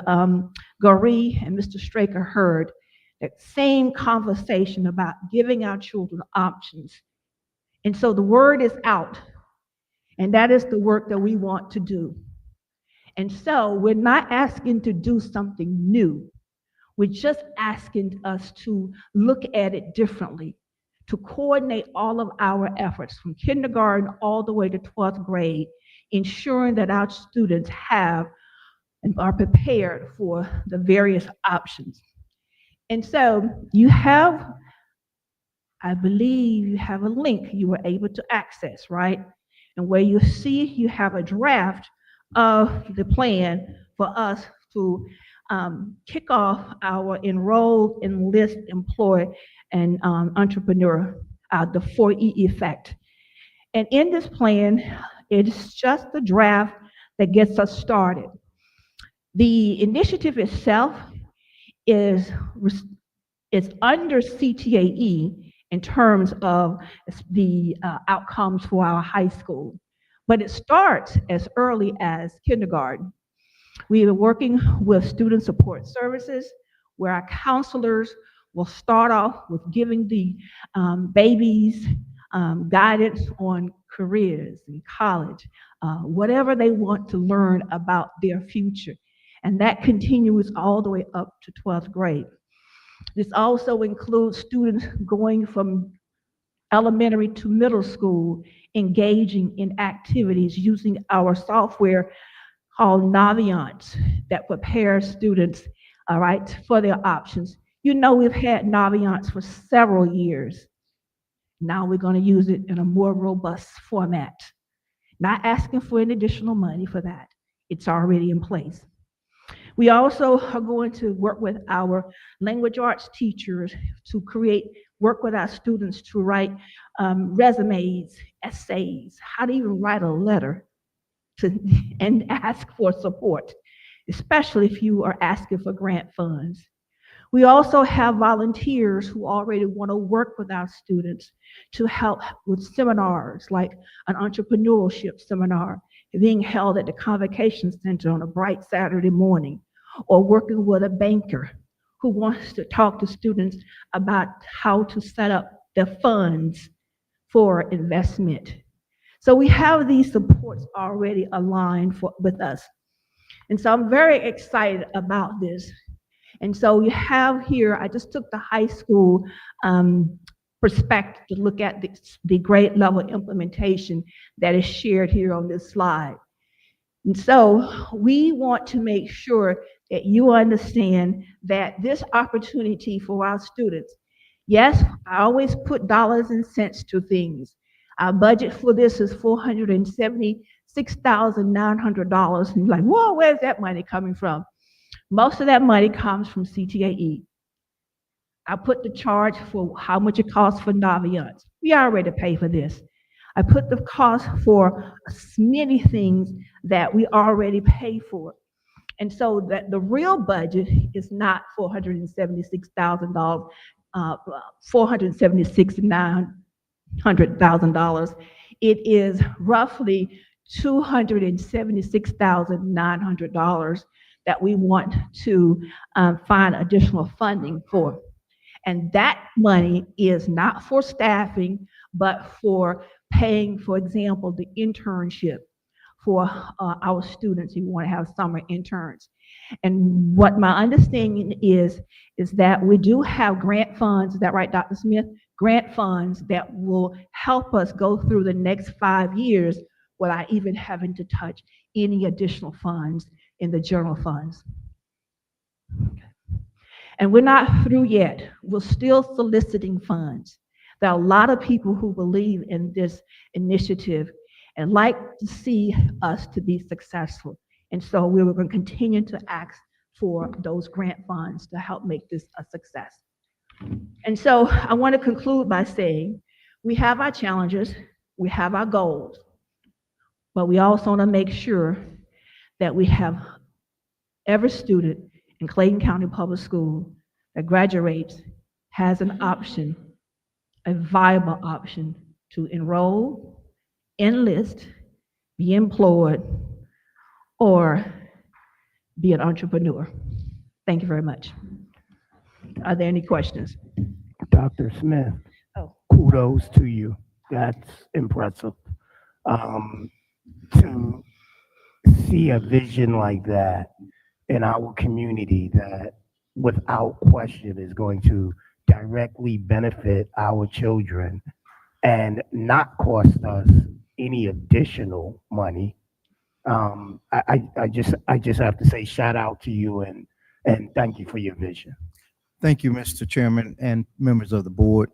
And also I want to thank Dr. Pitts, Dr. Wiley, of course, Dr. Young, Dr. Simpson, and many others, and Dr. Lee, particularly for highlighting what we're doing with the interview last week with Channel 2 that highlighted students that touched all 4 E's. And it was quite impressive, those young folks. And so I want to thank Channel 2, and I want to thank the team for making that happen. Okay, Dr. Goree, then Ms. Baker, then Dr. Haney, and then Ms. Cooper. Dr. Goree, the platform is yours. I want to congratulate everyone that's involved with this process. As I said, I've supported it from the very beginning. I want to make a suggestion, though, for the enlistment part, because one of the things that has happened in our high schools is all of our high schools don't have ROTC anymore. And something that we had talked about is because we have the Air Force ROTC, and this area is not necessarily an area that would be conducive for members of the Air Force to retire. So could we look at, and this is something that we talked about, other areas of ROTC? such as Miss Dr. Young, you were an instructor at Douglas High School, and they had the Navy ROTC, whereas everyone else in Atlanta had the Army. So we're more than likely able to get Army retirees or, another branch. So I would like to suggest that because I would really like to see our schools being able to have ROTC like we did before. Good evening, members of the board, Dr. Smith, Chair Benjamin Straker, Vice Chair Ms. Baker, members of the board and community, Dr. Gurry. We too have been looking at offering opportunities to have different branches of the United States armed services. Most recently, we've been looking at the Army. We've contacted the Army, and they've given us a price on what it would take for us to have an Army unit here. Basically, the United States Army is asking for good faith if we do have an Army JROTC here. So in other words, if they are willing to invest in putting in a unit, what would be the district's investment? Typically, it is half of what it would cost to have an entire unit. We've been in strategic talks. We'll be more than happy to prepare something for you in deep detail. Those Marines were looking really good at the Yeah. like them, those Marine uniforms. Now they were looking real good at graduation. They're a little bit more expensive than the I know, Army. but they look good because they the few, the proud, the Marines. I heard Mrs. Baker and Mrs. Gorey talk about how good looking Marines are. I'm a little offended. I'm a former Air Force veteran, and we got some good looking folks in our branch too, Miss Baker. Ms. Baker? Before I just want to let Miss Dr. Gurry, we have been working on it. It's just been a very slow process. Woo, working with the military is something else. Whole nother experience. I just get all emotional. You all know that. But to see those young people get their helmets at graduation, and we even had a video of a young lady a couple years ago who got hers, and she's already bought a house. That's right, she has. So I was thinking, man, I wonder if our middle school kids think about that, because little kids say, I want to be a fireman. But at some point, they all want to get basketball players. And if you're not 6 foot something, it's not going to work too well. But so then I was thinking, what about those middle schoolers? And then I saw the Stoles for our doctors club. And I would really like to see us put some posters, like you would have recruitment posters, but for our firemen, for our different CTA programs, and have them in the middle schools and maybe even some of the elementary schools. And, I know communications is going, they got one more thing on the list for me. I'm sorry. But I can just see these posters that would make kids go, hey. And if they were a really good looking fireman or a really good looking, Air Force man, that would be even better. But I digress. So anyway, that was my idea. Thank you, ma'am. Vice Chair Baker, CTAE has a strong force in our middle schools. And right now, we do have some of those programs in our middle schools, and we're bringing our programs into alignment with the high school. I'm so very appreciative. You mentioned the Doctors Club, and you mentioned seeing those firemen. We are very proud of those two programs. Dr. Smith is indeed to have all of the credit for having an aspiring Doctors Club. We have in CTA what is called HOSA. So that just increased an awareness of what we've been studying all along. We've been studying the workforce development in our area, and we saw that healthcare, and he saw the vision that we have students who truly do aspire to be in the medical profession. So we are bringing all of our programs into alignment. We are reaching down not just to our middle schools, but into our elementary schools, as Dr. Young alluded to earlier, to ensure that whatever passion our students have, that we assist them in that pathway. Ms. Baker, look, I'm kind of interrupting, but I just thought about something today. Being May 27th is actually the day that Tona Singleton Gregory passed. That was today, and that was her, her baby, the whole firefighter program. So today, I just thought about that, today being that day. Dr. Smith? And just like Ms. Baker, just like the firefighters highlight, their candidates at graduations, we're trying to do something similar with the military folks, like the Marine guys that came out. We want to have a more robust involvement with students that go off to the military, and it be highlighted at graduations. One of the board members made a recommendation, but I thought it was, oh, I'm sorry, Colonel Johnson in the back, he made the recommendation, and I thought it was a great idea. So we'll be talking with the board about how can we highlight military recruits. Dr. Haney?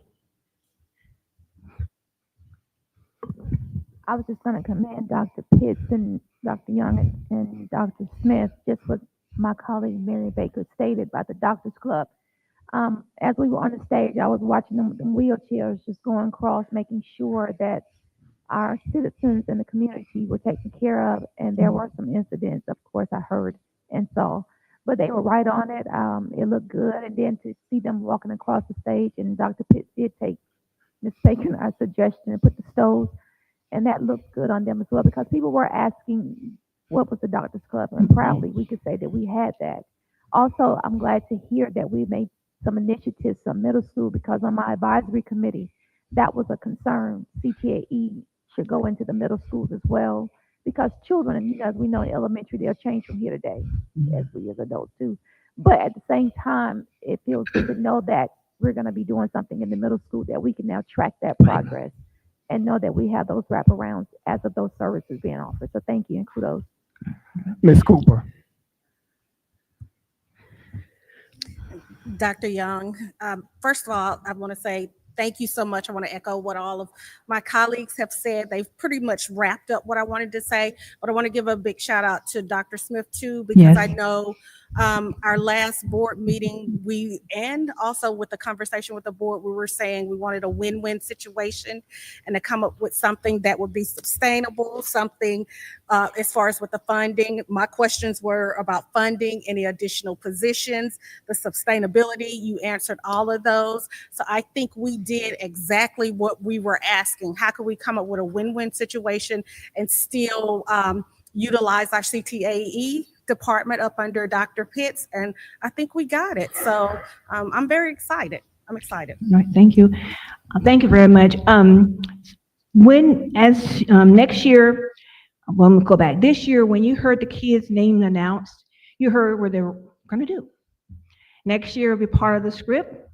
All the students who are part of the military, please rise. Students who want to be entrepreneurs. And so we want to not only just have this program, but we want you to see it in action during our graduation ceremonies. And so look forward to hearing and seeing the students who have made those choices. And by the time all 4 options have been identified, all students should be standing. So we're very excited and looking forward to the outcomes there. So again, thank you, Dr. Smith. Dr. Young, when should we anticipate the interns starting? So our intern, I'm so excited, start June the 2nd, So this is next week. Yes, next week. We've identified 100 slots for our interns, for our students to work for the month of June and July. And they make $15 an hour. And so we hear you, members of the board. When you ask, we look to see how we can make it happen.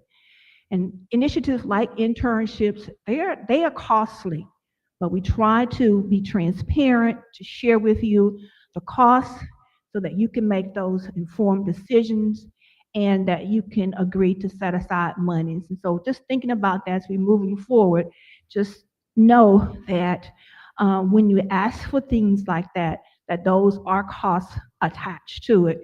And I know that you don't have any problems in ensuring that our students can have work experiences. And so I know you're always going to say yes. So thank you very much. Good deal, Dr. Haney. Thank you. Dr. Haney?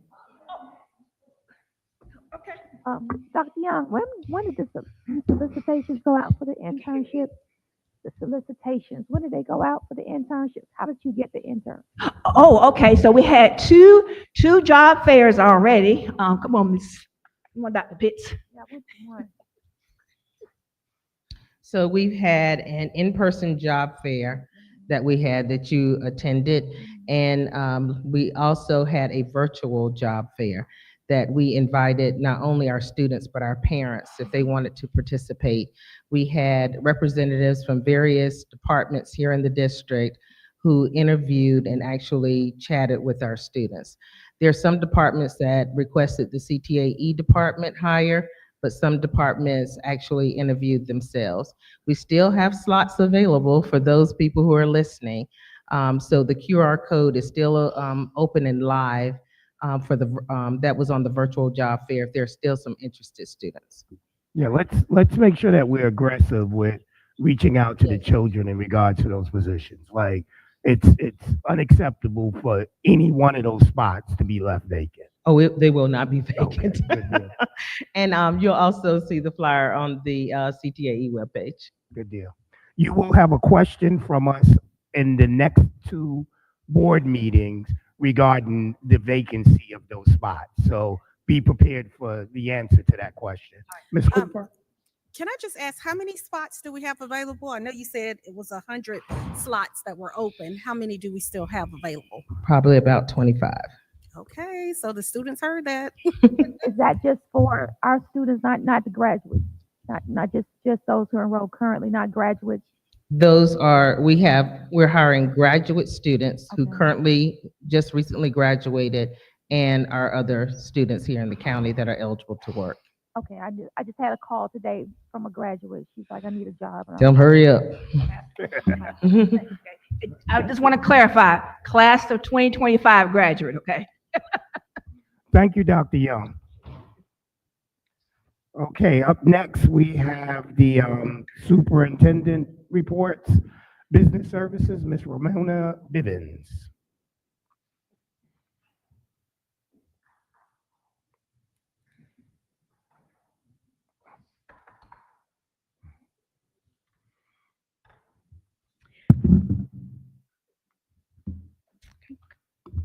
Good evening again.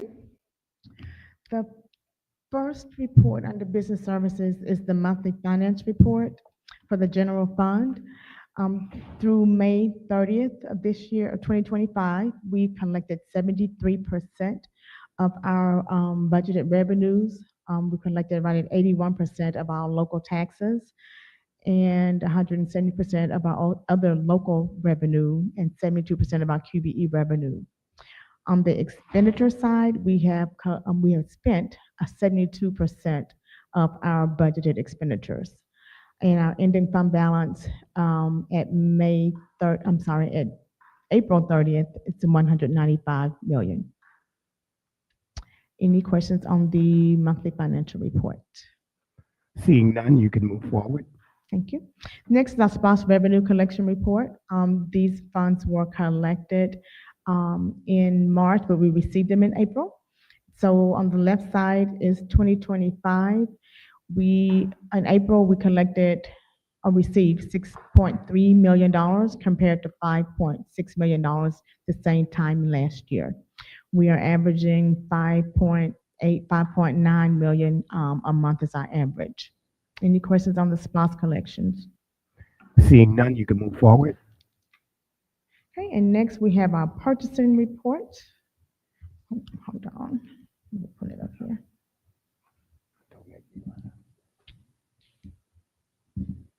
Okay.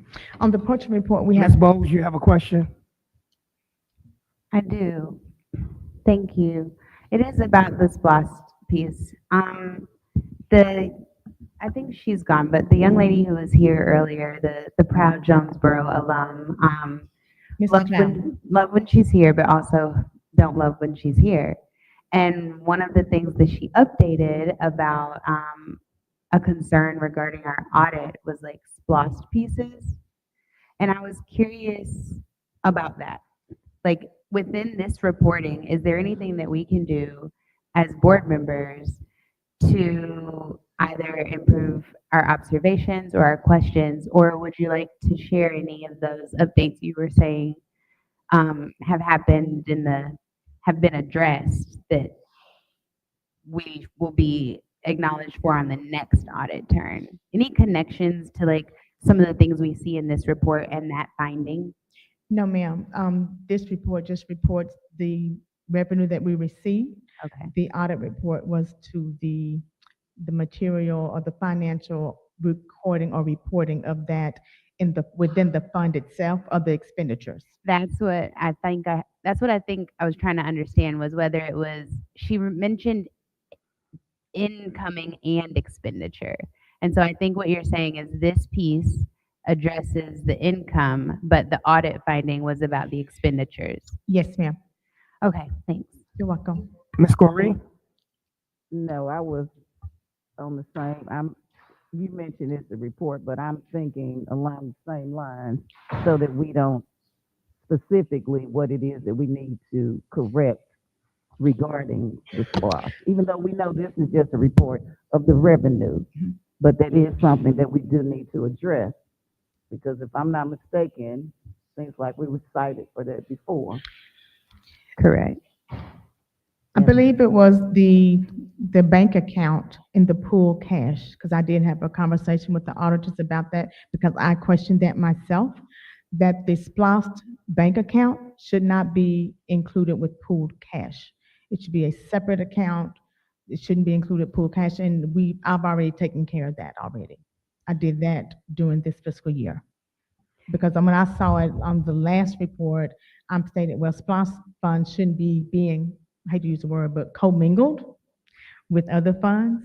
And so all of the money was like in one account, and they should be in a whole separate bank account and accounted for totally separate from other funds. So we've already taken care of I that. remember the commingling finding, but I actually remember that uniquely separate from the SPOS question finding. But I recognize your point. She had like 8 or 9 things. One of them was about the commingling of funds, but there was a separate one about SPOS. But we can talk I have about to that look at it later. because I don't and remember it.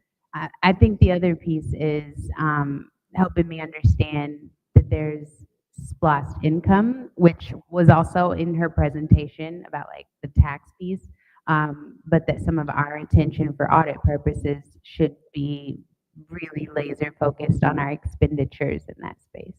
Because I'm looking at the 2023-002, the reconciliation of pooled cash, and our response. It speaks to that we will ensure that capital projects fund bank accounts and the SPOS accounts are removed from pooled cash. But I've already done that. We did that right after the last one. So we shouldn't have this finding in 24 or 25. Fantastic. Purchasing report? So on the purchasing report, we have 3 different reports. Report A is the consumables. Report B are the non-consumables that are greater than $10,000 but less than $100,000. And then report C are the contracts that's greater than $100,000 that the board has to approve.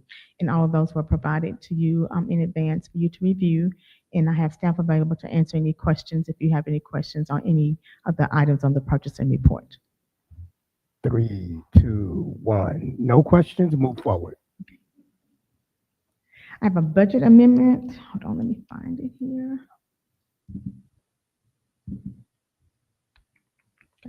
So this budget amendment is to accept the sponsorship from Cooper Carey Incorporated and Andrews Hammock and Powell Incorporated in the amount of $4,500. The sponsorships will be utilized to reimburse the district for costs associated with the Fountain Alumni event. So this will increase the current year's budget in the general fund by $4,500. That's all. Any questions? 2, 1. Move forward. Okay. Oops. And then the next item is for the high-risk designation, is the approval of the corrective action plan, which was provided to you all as well. I'll be happy to answer any questions that you have on that actual plan that I will be submitting once the board approves it. Any questions? Seeing none? Nope. Ms. Cooper? Yes. I had to hurry up before you got to one. So on the corrective action, it was one of the, I think it was one or two where she was talking about there's different types of findings, financials, something. And I think she went over one that had a deficit of your fund balance. Do you remember which one that was? I don't think any of these had a deficit fund balance. I don't remember any of these having, I know a couple of years ago, we had one that had a deficit. Okay, maybe I misheard something that she said. Okay. Now, I think one of the things that could occur that could cause you to have a finding or to be on the, not the finding, but to be on the high risk is if you had a deficit in one of the funds. Maybe that's what you may be referencing, but we didn't have a deficit in the funds. Maybe she was just going over the three buckets, and I kind of keyed in on that, being that our next bullet, we will be talking about the budget. So, okay. Yes, ma'am. Okay, and that's all I have under here. Any other questions? No questions? That's it. Mr. Joseph.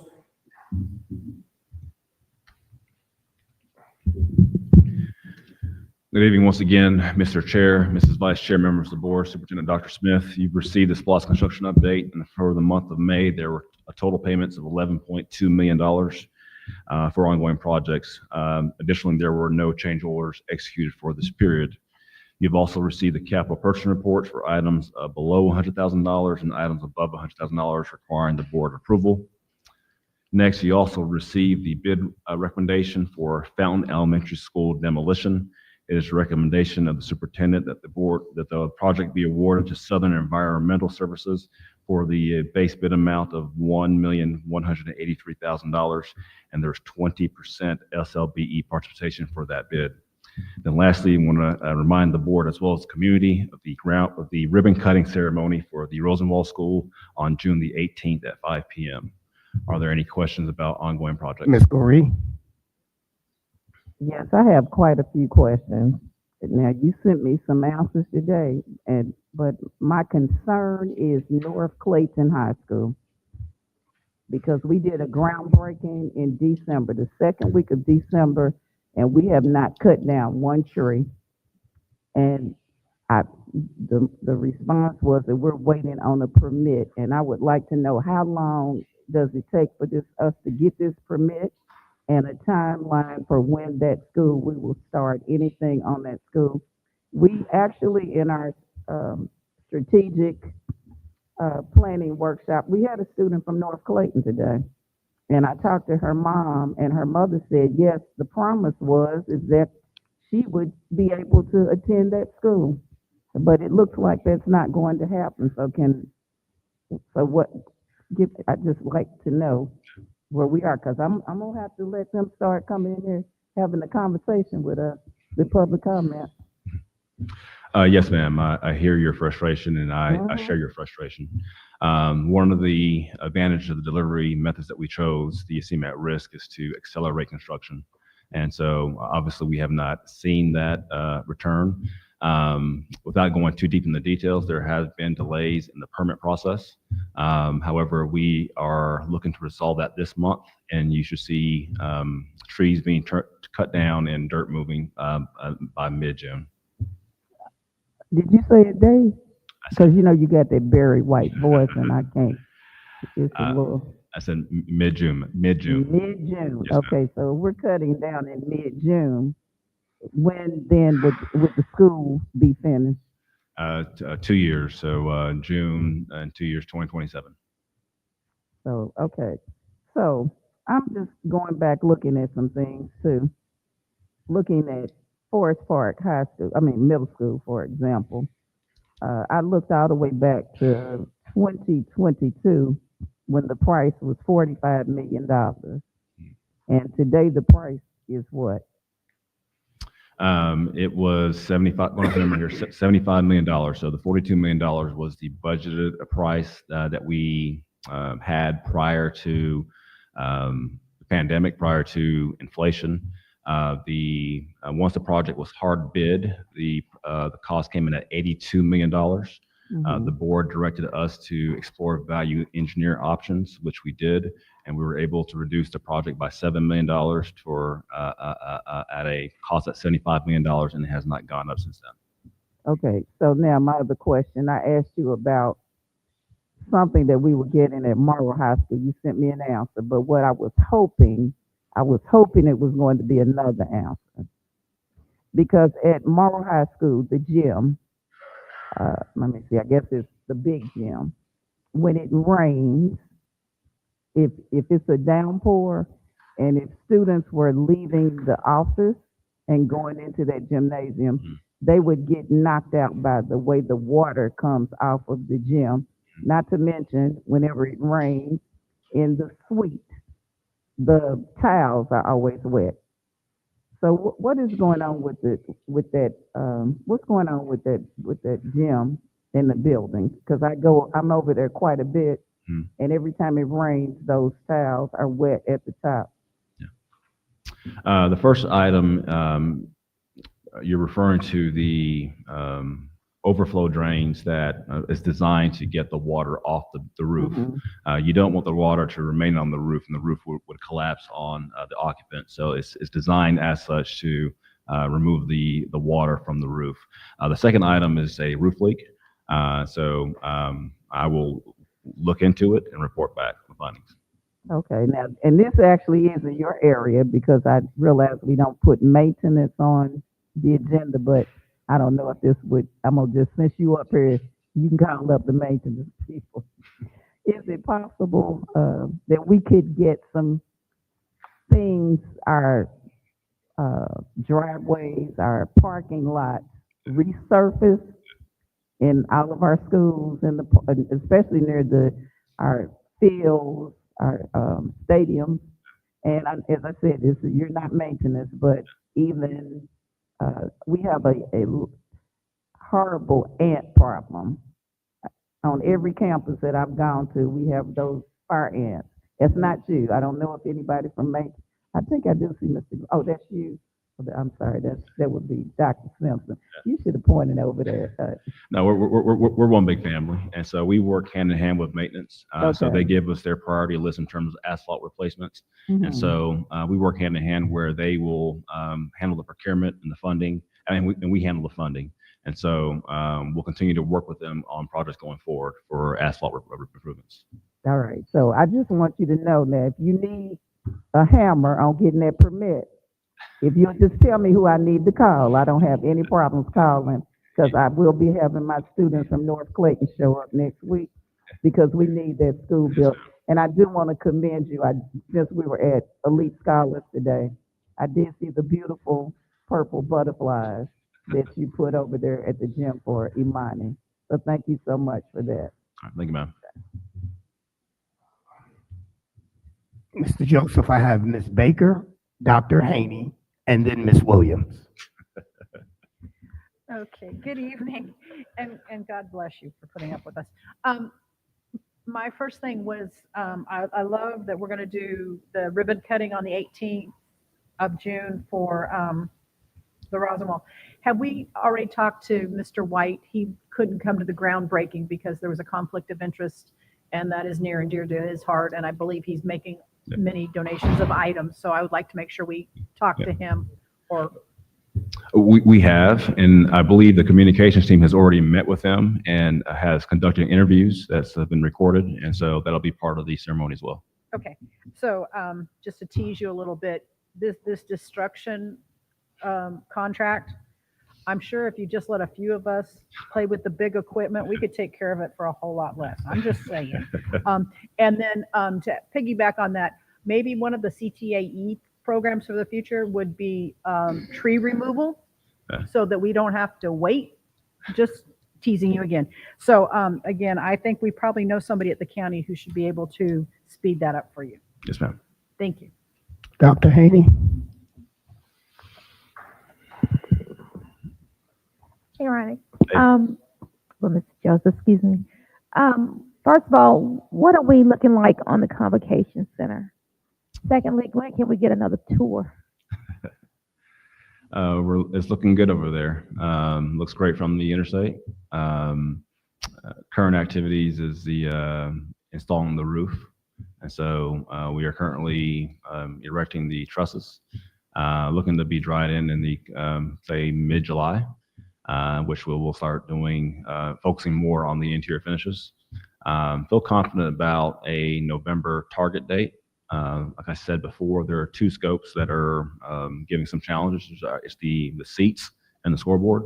And so once we have a concrete delivery date on those two scopes, then we could provide a confirmation on when to cut the ribbon. But we should be ready by end of the year, regardless, bottom line. Okay, when can we get a tour of the board? Yeah, we could do 3-on-3 sessions or do a board retreat, however you guys want to do it. We'd be glad to accommodate you. Okay, and then another comment, this goes to Mr. Townsend. At the Jonesboro Brawl at the Terra Stadium, I'm always in incognito. And so I would like to hear what the community is saying. And so they were very complimentary, not us, not Clayton, but because it was other districts. There was DeKalb, it was Atlanta there. And so they were asking amongst each other what was going on with the demolition over there. And so some of our Claytonites, of course, was telling them what was going on. And so they were complimenting, saying, thank goodness that we are getting, that Clayton's getting something new. And that, the first thing they asked, will there be sufficient bathrooms that's decent? All these things here. And it felt good to know that the community is rallying behind us, even though they still know what we go through, rallying behind us to know that we are improving in those areas as of, making us look better out here. Also, to Mr. Townsend, I'm glad that you and Ronick and all the people involved put the fence up, because I don't know how Martin Luther King drove up on all that gravel to bring a casket up in there for their presentations. I was kind of concerned about that with safety, but nevertheless, thank you for that, just to let Mr. Townsend know that they're watching us and that it's very commendable in what you all are doing. Thank you. Ms. Williams? I was trying to confirm the date and time for the ribbon cutting for the Rosenwald School and Forest Park Middle School. Rosenwald has been established for June 18th at 5 p.m. We have yet to establish a date for Forest Park Middle School, but it'll be in late July. So we're still on track for Forest Park Middle School? So, yes, ma'am. Thank you. That's all. All right, thank you. Ms. Albritton.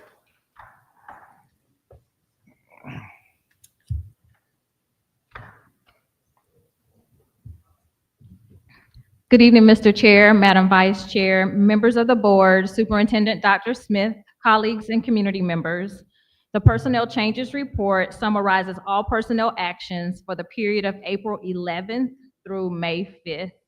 I do want to highlight for the community our summer hiring event that will occur on June 7th at the Morrow Center from 10 a.m. through 1 p.m. Leaders from our various schools and select departments will be there, eager to offer on-site interviews for employment opportunities that we have in the district. All other human resources updates were presented to the Board of Education for your review. I'm happy to answer any questions that you have. 3, 2, 1. Miss Corey. Good evening. I'm looking at, on your report, you have 327 vacancies. Yes, ma'am. In regards to that report. But when I clicked on my link before I came in this evening, the number is 590. So can you explain, I think you were giving me an explanation as to why one number that you have states that number, but on the link it's 590. Sure. So in the board report, we focus on our teaching vacancies because they directly support core business. So as of May 12th, there were 327 teacher vacancies. As of today, there are 316. The number that you see on Power School's School Spring website represents all of the vacancies that are being posted. So that's cumulative, custodial vacancies, any administrative vacancies that we have, paraprofessional vacancies, part-time opportunities. So that number reflects all opportunities for which we are currently sourcing. So the 327 is just teachers. Yes, ma'am. Okay, so we had quite an interesting discussion today in our strategic plan meeting. I happened to be sitting at the table with a lot of elementary principals who mentioned that when we cut the student engagement specialist, that eliminated having ISS at elementary schools. So as we begin to talk about the budget this evening, please keep in mind that when we eliminated those positions, we didn't think about our elementary students. Our middle school and high school students have ISS. If our elementary students get in trouble, they are sent home. And that seems unfair to me because the student engagement specialists were able to cover that particular role in the school. And we need to think about that because I had mentioned to Ms. Albritton that I saw the community, the support position, and we were saying that then maybe we could use those to offset the ISS position. But as she mentioned, that person needs to be certified, and if they're certified, then we have an issue with TRS or they would just have to be part-time, and then then we'd have to work out something for the remainder of the day. But I think those are all things that we need to keep in mind when we're just trying to do a budget. We just go in and cut positions, and we don't think about the effect that it has on our total district. And maybe I was just thinking today with the way we did that, when we had our discussion about our strategic plan, we brought everybody at the table. We haven't been doing that for our budget. We have representatives, but we're not bringing our principals and those people to the table like we should, for them to have some input to say this. Maybe someone would have had a little consideration.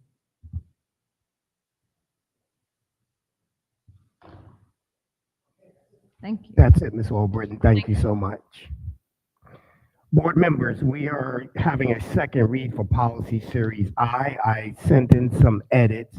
I think Clem's office received those edits, and I think Ms. Gatt, I saw a note from one of your attorneys in your office that acknowledged the fact that that I policy was there. You want me to give you the name of that person? Okay, let me tell you the name of that person. And Ms. Garrett, your department received and you actually updated it and put it, okay. So are we on the I policy? Sonia Salas, is that one of your attorneys? Yes, she reviewed the I policies. I don't think we've seen this draft with the green. Yeah, because she's indicating in my email here that she's read the draft. I don't know if she's going to respond or review it but she has. She told me about an hour ago she has not seen the draft that we're Really? looking at tonight. Looking at it right here. I'll send it over to her again, but it's looking like she's acknowledging the fact that she's received it on my email. All right. Gotcha. Okay. We nevertheless have I got some analysis to offer and concerns about the language. About the language. Okay, fantastic. We are planning on voting on this next Monday, so we have all week to put that together. Remember, board members, as these policies are coming up, basically what Ms. Garrett's department is asking us to do is to put our input in there, regardless of what that input is, and begin the process of discussion and changes as appropriate. The policy obviously is going to Ms. Garrett's department and also Clem's department, firm, in order to get that process going. So this is the proper way to review these policies and make changes as necessary. All right, Ms. Corey?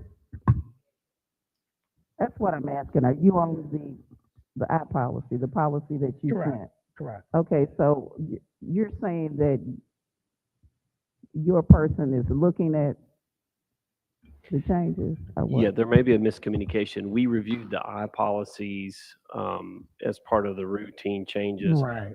I'm not really there might be some confusion about whether we saw this draft with the green Gotcha. changes, so we can figure that out. Right. Right. Okay. Well, what it was is that he set a policy. He wanted to change something. And my question was, it seemed to me that the policy already addressed what it needed to address. And what I was asking is because he put some specific competitions in there, did we have it vague so that we understand that we're already doing competitions? He's putting in specific ones, and I'm trying to figure out, does that then cause a problem? So that's what you'll look at. Right, and valid points, and we've got some points of analysis, but there's no rush on it. We're happy to offer that tomorrow, and got plenty of time, as Chairman said. Ms. Baker? These changes go back to a discussion that a couple of us had, where our policy allows students who go to magnet programs to go back to their home school to do certain sports things if their school doesn't have it. And in one of these situations, there were some clubs, but also kids who go to Stillwell do not have a mock trial program. So they wanted to go back to their own home schools to do this, and they were getting harassed. Let's just put it that way. It wasn't very nice. Right. So that's why we And changed so that's the why language. where this came from. So I just want you to know where it came from so that you'll know what it is we're trying to do is that if a school does not offer a program, that a student can go to where there is that program. Right. And- Whether, because like I said, the policy in the past has always just been about athletics. Right. So we And just we're trying to simply get we other simply added the word competition in it also. So if there's a spelling bee competition, a mock trial, or whatever other competition that's not necessarily an athletic sport, we just wanted that to be included in that policy. All right, but this is only the second read. We have all week to sort through this. We'll appreciate it when you send us back your analysis on those changes, or make the appropriate changes to encompass that. Okay, but my point is that they're already doing that. They're already allowed to do that. Well, it's not that it's not because it's in the policy. They've been doing that all along. It's if the individual schools are not allowing the students to do it, then they're not following policy. Okay.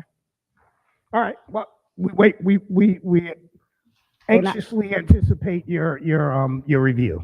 And I'll say this because most of the dancers that are in Jonesboro Dancing Dolls, they are students of, the majority of them are from Stillwell. Right. But yes, you're correct. All right, next. Dr. Carter, I think you're coming up for the Utopian Elementary Charter School. Remember, board members, this is up for vote tonight. This is for action this evening. So we'll hear from Ms. Dr. Carter, and then we will take a motion and a vote, if that's what we want to do.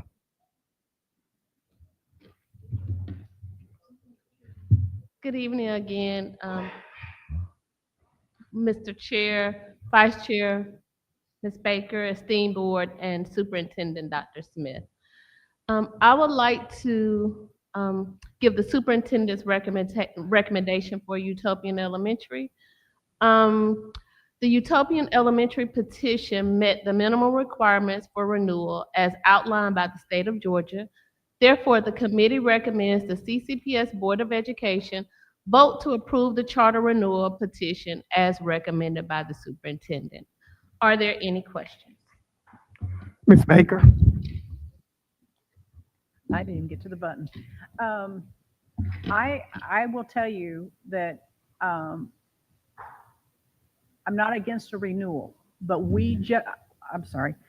I'm not against the renewal, but we just got the financials recently. And looking over that, I have some concerns. I believe other people have concerns. And I would like to see us do a renewal of 3 years so that they have time to get that corrected so that it can be a very positive thing. I am very worried about some of the financials I saw. Ms. Corey?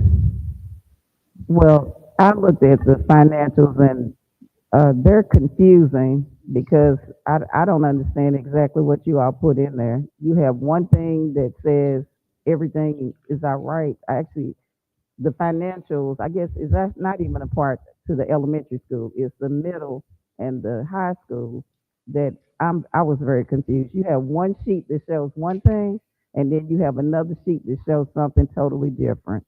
That was in the financial report, but I forgot to look at it. I actually put my light on to move that we accept the superintendent's recommendation. Okay, and I can answer Ms. Baker's question first, and then I'll start with Dr. Gariz, then I can go to yours, Ms. Baker. The financials that Ms. Baker is referring to is we just received the audit reports for Utopian Elementary, 2021, 2022, 2023, 2024. And I can forward those to you, and this is 2024 here. What we had been receiving up until this point were financial spreadsheets generated by Utopian.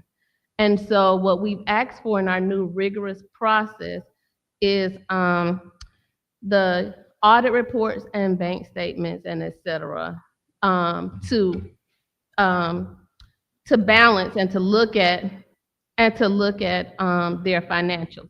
So the financials that we do have some concerns about the financials. They've already been discussed with Utopian. We'll continue to discuss those financials. We had a meeting with the superintendent at Utopian. The committee asked for about 18 different things that we had questions and additional concerns about. Utopian did submit us a financial plans and plans for those. And so moving forward in August, we'll have a rigorous, comprehensive framework by which we will evaluate the charter school in the academic, financial, and operation. And so with that being said, to address Ms.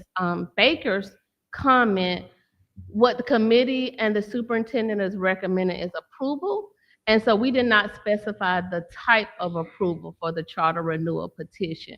So therefore, in light of the concerns with the financials that some people may have with the new audits and additional information that we receive, the superintendent and the board do have options for the approval. So you can decide to do a 3-year renewal with increased monitoring, which please note, we're increasing the monitoring for all of our schools. And that's why we're working with NASCA, and that's why we started the training in December. Our next training is oversight and management. And so you'll receive that training, charter schools will receive that training, as well as our staff. So increased monitoring, a monitoring timeline, and they must have improvement in their audit reports. Or you can do a 5-year with probation, and they will have to submit a financial plan with audit and a root cause analysis, as well as, if you want to do a clear renewable approval. And so we're recommending approval because we must allow the charter schools to have an opportunity to address their deficiencies or areas of concerns before we take any other types of measures. Sorry, I forgot I had my light off. You answered every single question because I was going to ask, what does the 3-year look like versus the 5? But you just answered it, so thank you. Ms. Williams. What was that? The motion has been made that we renew the charter. Do I have a second? That was what I did. I made that motion because when you came up, that wasn't what she said. She said that her recommendation was for approval. Okay, let's start all over. Who wants to make a motion and exactly what that motion is? Let me see your light. I made them. It's not, I've already made the motion. You've already made, have you made? I didn't hear a did. motion. I made the motion. And I'll tell you what, she made the motion, I'll Ms. just second Williams, it are you then. seconding her motion? I will second the motion then, since you didn't hear it. All right, all right, all right. Let's do this. Let's all be on the same page here. Ms. Williams, did you make a motion? You did. Ms. Goree, did you second the motion? I am seconding the motion, And it's the motion as stated on the board. Am I correct? yes.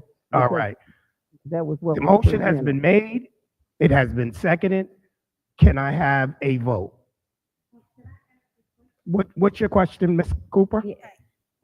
So I know we're getting ready to vote, but the question that I asked about the 3 to 5, when does that decision come in hand that you would talk to the board about where we would like to move with that? Because we're about to vote to whether vote it up or vote it down, but you did say we had options.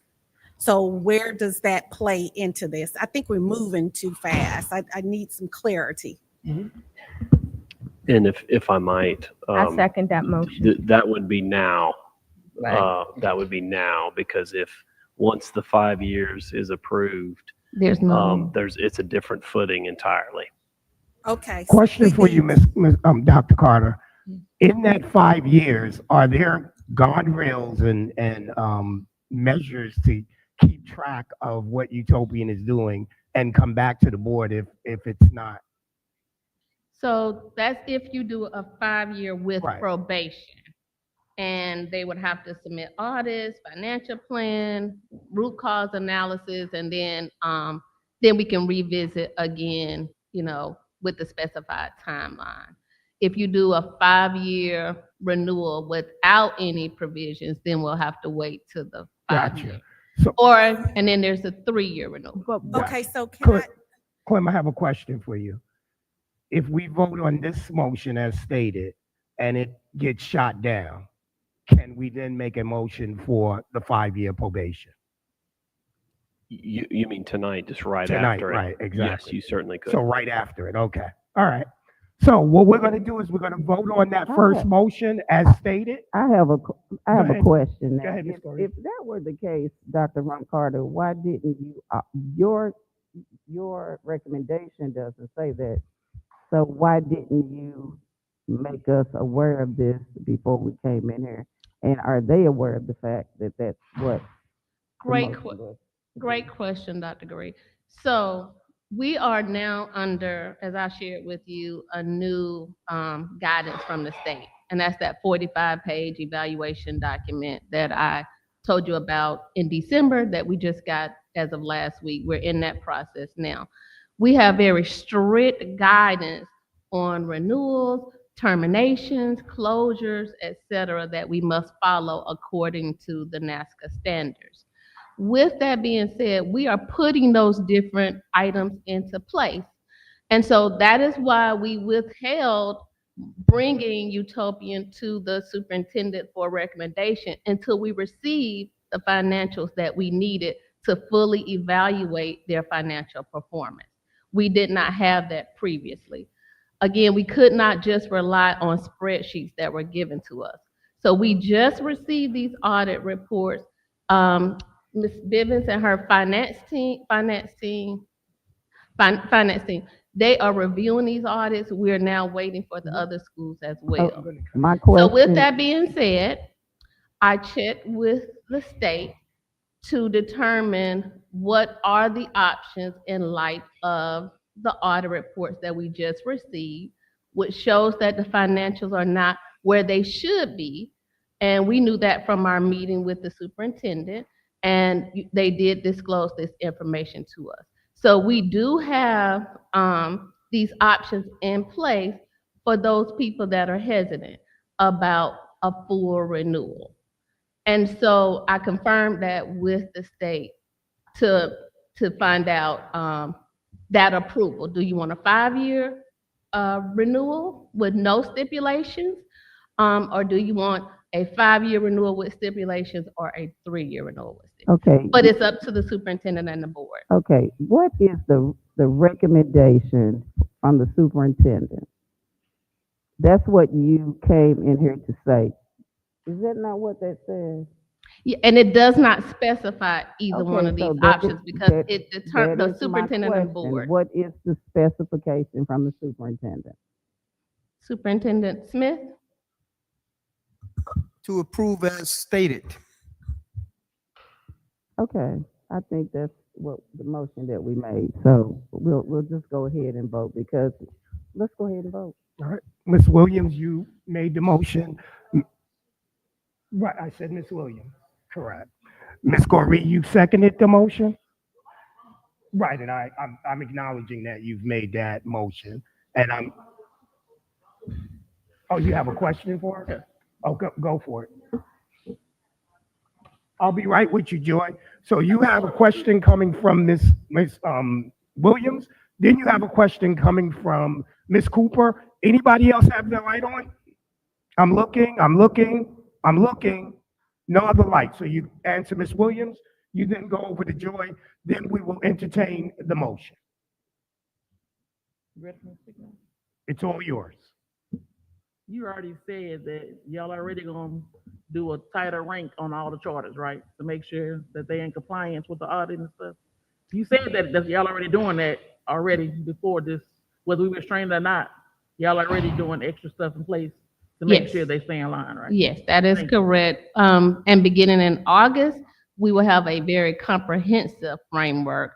And NASCA will be training, like I said, the staff, charter schools, our staff, as well as the board for the oversight and management and the performance framework. Ms. Cooper.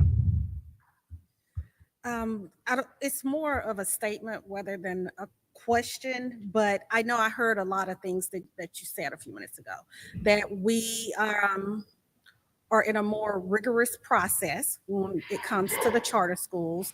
And there's new processes and procedures that were put in place for charter schools going forward, dealing with another issue we had before. I believe there needs to be consistency across the board as to what we're doing with every charter school. So thank you for your department or your group, whoever is doing it, to get it to that place. But I'm uneasy about doing a vote tonight, but it's the will of my board members as to what they want to do. But for me, I have more questions and concerns as to what is the next steps, because if we're making an exception for a process and procedure that we've put in place that should be consistent for this charter school and any charter schools coming after it, we're already messing up the processes and procedures because we're kind of doing what we want to do and making exceptions where we want to make exceptions. And that's fine, but I'll just abstain. Thank you. Okay. Dr. Haney.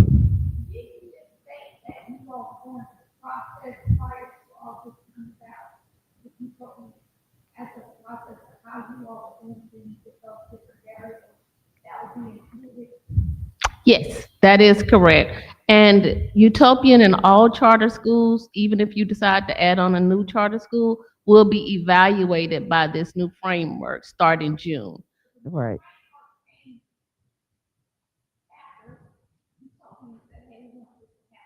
Yes.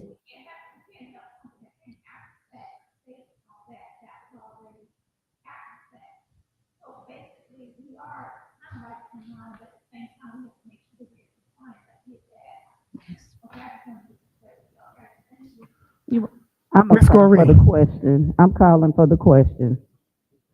Okay. We need to vote. All right. There's been a motion and it's been seconded. Can I get everybody's vote, please?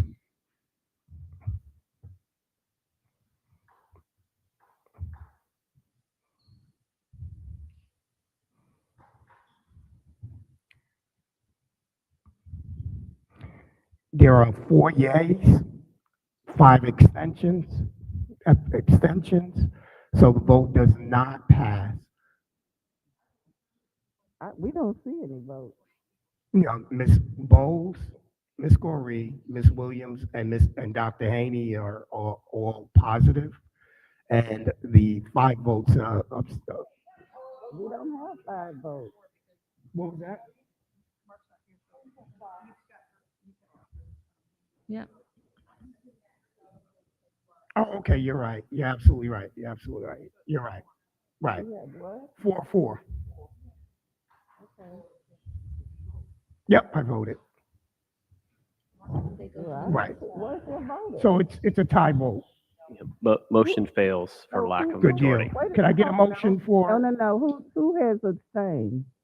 abstained is Straker, Baker, Hill, and Cooper? Okay. All right, can I get a motion? For what? Mi- First of all, I'm gonna say, can you clear the thing? So, Ms. Cooper? Ms. okay, Cooper?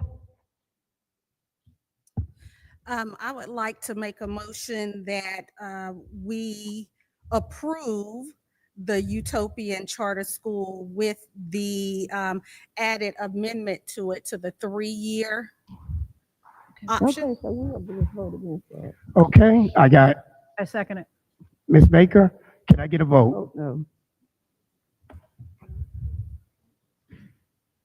You can ask questions. All right, I'm gonna say this. I have a discussion. Let me put that before you can have your vote. Let's or allow the not. chair to call the vote count first. What was Okay, that? okay, that's fine, but I want to say this. Matt, well, I'm just, before we start debate, I'd say the Okay. next step is for the chair to Ms. call Hill, the do vote you and have a then vote? take debate. Okay, I'm Do you gonna. know what the vote is for?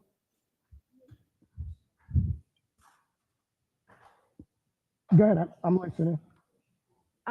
Clem, for clarification, the first vote failed. So now we're doing another vote on the I don't same. understand that.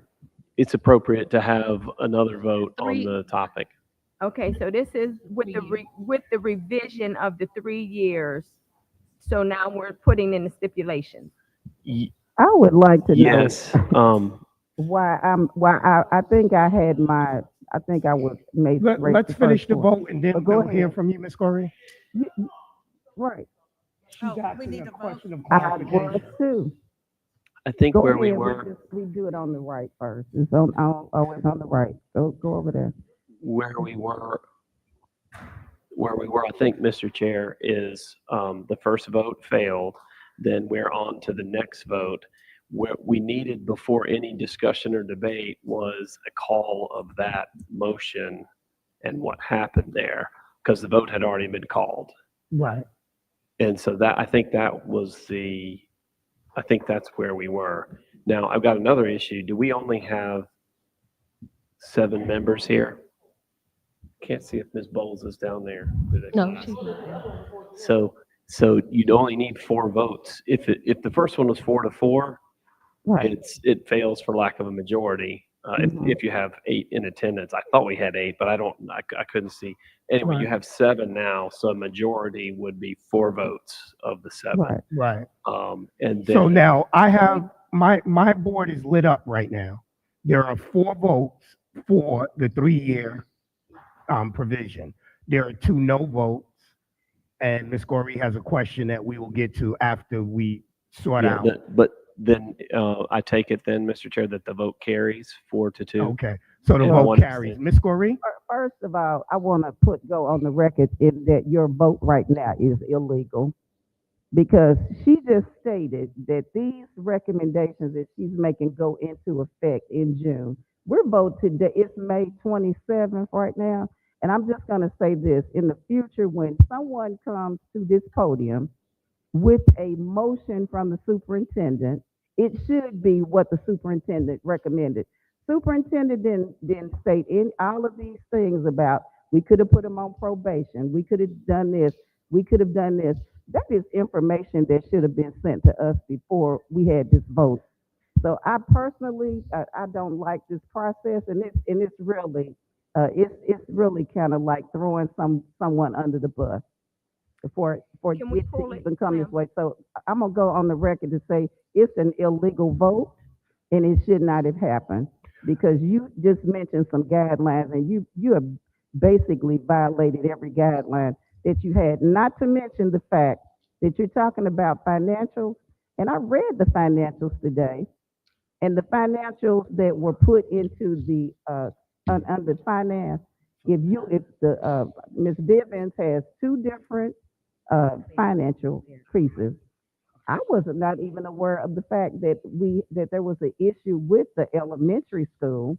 I know that there possibly was a problem with the other schools, but not the elementary. So I'm very annoyed at this presentation and the way it was done. And if we're going to have a charter, if we're going to have our program correct, then the presentation you need to come correct on the presentation. I'm very disappointed. Dr. Carter, Thank you so much. in regards to charter schools, the board is actually the authorizer of charter schools, which indicates that we do hold that power to make determinations on how and when charter schools come through. Am I correct? That is correct. And what's that based off of? What law? What organization? Who says All of that? the charter school state laws that you are the authorizer. So we know basically, that. as authorizers, what you're saying is that at the point where some of the members were uncomfortable with going forward for the 5 years, it was appropriate for a board member as an authorizer to say, hey, I can't go for 5 years, but I'll do the 3 years, and then we'll come back to the table and maybe give them a 5 years after that. Am I correct? That is correct. And I Okay. clarified that with the state. You got it. All Ms. right. Corey, you have any other? Go ahead. No, because when you came up and gave your presentation, did you state that at the beginning of your presentation? No, you did not. And you should have. It's the way in which you did your presentation, and you were incorrect in the way that you did your presentation. This information, what you just said after the fact, you should have sent to us. It should have been a part of our package. It's very inappropriate for a presentation to go that way. What the vote is for what? For them to have For 3 years. So they're approved for 3 years. What is the vote for, sir? Mr. Chairman, what's the vote? What was the The outcome? vote is for Utopian Elementary Charter School to be renewed for a period of time of 3 years. Am I correct, Clem? Okay. And that passed 4-2. And that's based, and when is that in effect? That law? Which law? It doesn't matter. We'll go with. So they'll start June 1st. Just Am I come correct? correct the next time, okay? So- Thank you. I didn't hear Dr. Goree. It'll start. When will they start this new renewed? So thank you. Good question. After you finish your process, then we submit it to the state and they have a 90-day process that they go through. So when we send all of this information, they'll determine, and the state can go through just like they've done with previous schools and say, we want to, it can have a clear renewable, or we agree with the board. So they go through their own process as well. So we won't have that determination until they complete that process. Good deal. Thank you, Dr. Carter. You're welcome. The last item on the agenda is the proposed, the approval of the fiscal year 26 budget, in which we've all agreed will be done on either this Monday, the coming Monday, or a special call board meeting will be called based off of the conversation between Albritton and Clem tomorrow. Ms. Williams, go ahead. When are we going to discuss the budget? When are we going to discuss what? Right, we come back for the vote. When are we going to have the discussion? The discussion of what? Of the budget. Of the budget? Yes. Right, we'll figure that out tomorrow, and then we'll reach out to everybody and No, possibly do the 3-on-3s or at our call board meeting, we'll have that discussion at that time. It's on the budget, it's on the agenda to discuss. What we said we weren't doing, we weren't voting. That's tonight. correct. Okay, so then it means it's an item on the agenda for discussion. I'm sorry, go ahead. For discussion, Oh, you want to discuss it? yes. Okay, go for it. The platform is Okay. all yours. I want to point out one of the things. I've gotten a couple of text messages from people watching the meeting, and the gentleman that came up, that's the parapro, mentioned, I believe that he said his hourly rate was $12 an hour. Is that correct? If you break it down by a 52-week, 40-hour work schedule, it is $12.09. Okay. On paper, Mr. Chair, So, okay, Mr. he Chair, shouldn't be we saying shouldn't that. have interaction like Okay, this he to set a shouldn't have precedent. interaction. We let somebody else have interaction, and they shouldn't have had it either, but they did. So if that is the case, we are paying our interns $15 an hour. I see an issue with that. Should the finance person be up here for that?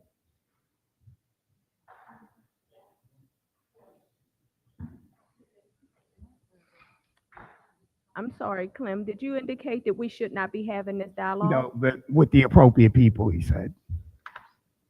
Oh.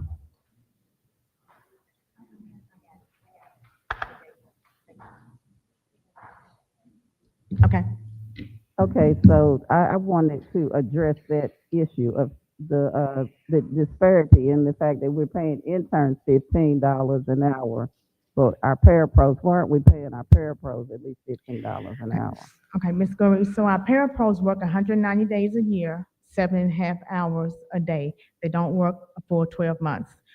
The district pays employees by the number of days that they work. Even the 225 days employees, we don't get paid for 12 months of work. We get paid for the days that we work 225 days. There, when you take their $23,910 and divide it by 190 days, and then divide that by the 7.5 hours, that's $16.78 an hour that they're making. That's their actually pay, $16.78 an hour. Now, if they did work those full 52 weeks, then their salary would be more. Okay, I appreciate that. Did we look at, so their actual salary is, we'll round it up to, is it $17 an hour? What did you just say? His salary, he said his salary was $25,000. Hold on, I'll calculate. I have my phone with me. So hold on, calculator. Is that a yes? Did you say 16 point something? 16.78, Okay, and that's so at a we'll say it- $23,910. So we'll say that we're rounded up to $17 an hour. His salary is $17.54. Okay, that's very good. Now, what was going to be your recommendation for the budget? I don't have a recommendation. It's the superintendent's recommendation. And Yeah, but the recommendation is, as we just had a recommendation from the superintendent that wasn't accepted, there's a recommendation that he gave to you. What was that recommendation? Since tonight we got problems with recommendations. we have 3 recommendations. The first one is the $1,500 one-time payment. The second option is the $1,500 increase to everyone's salary. When you break that down and look at the different salary bands, that raises that, but a person that makes $25,000 a year, that would be equivalent to a 6% pay increase.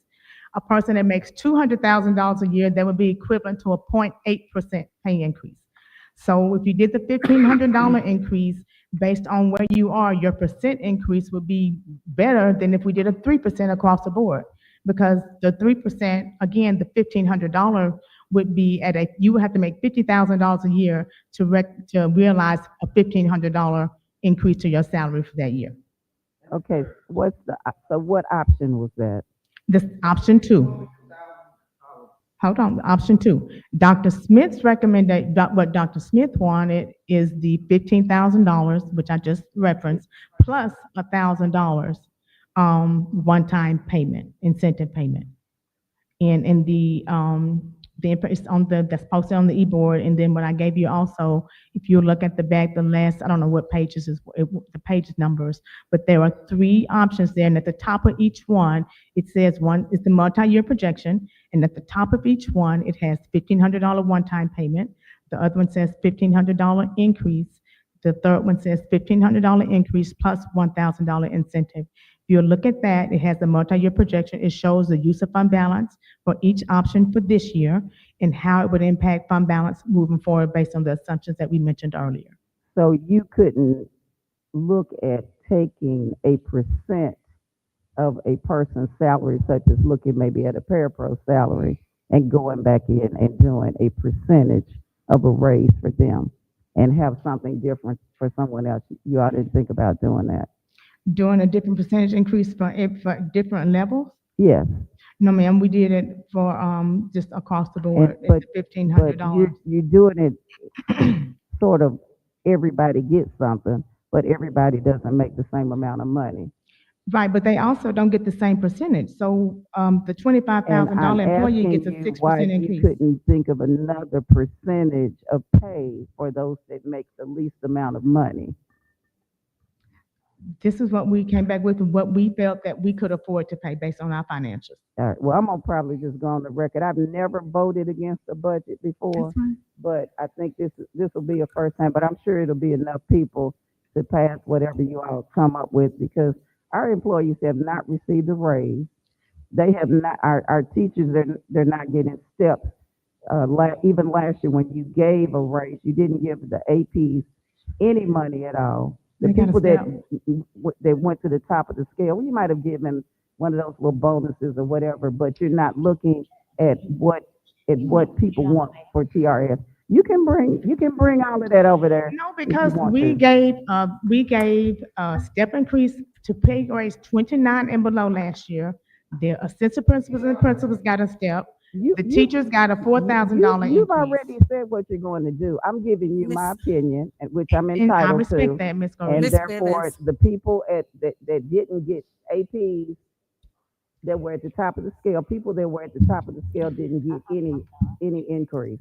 And I think Yes, we need to ma'am. be more Duly noted, Ms. creative Goree. about Can you just the way email that that we to us look so everyone at can see it? the way Thank that we you. look at salaries. And these people, that's what they're looking for. Let me ask one other question.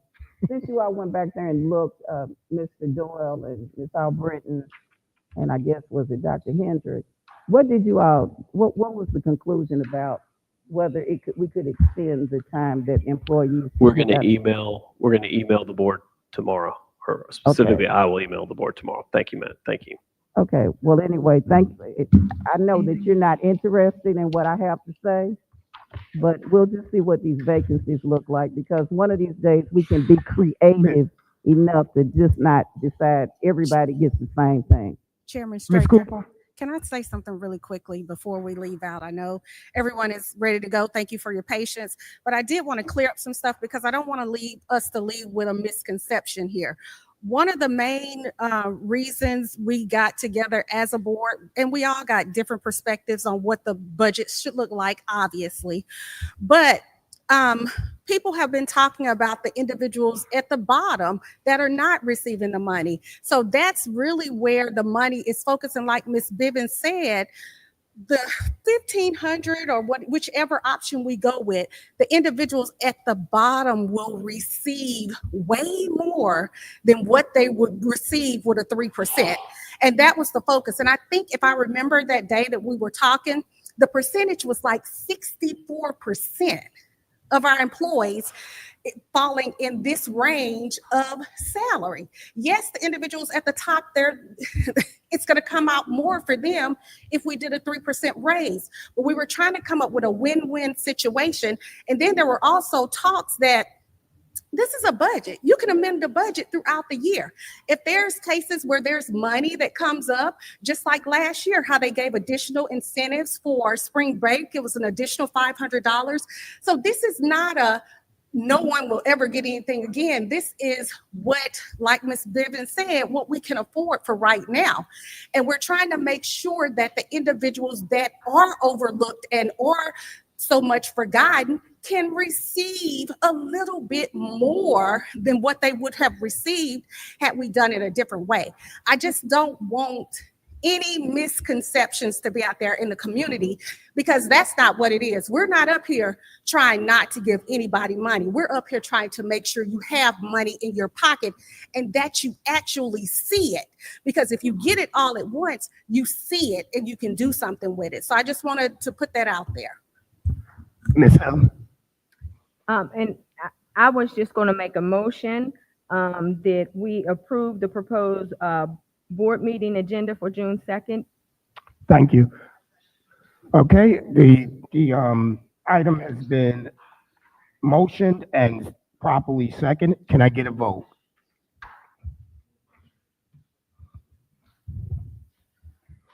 That's an easy way out, you all. All right. The vote passed. That adjourns our meeting. Everyone have a good night.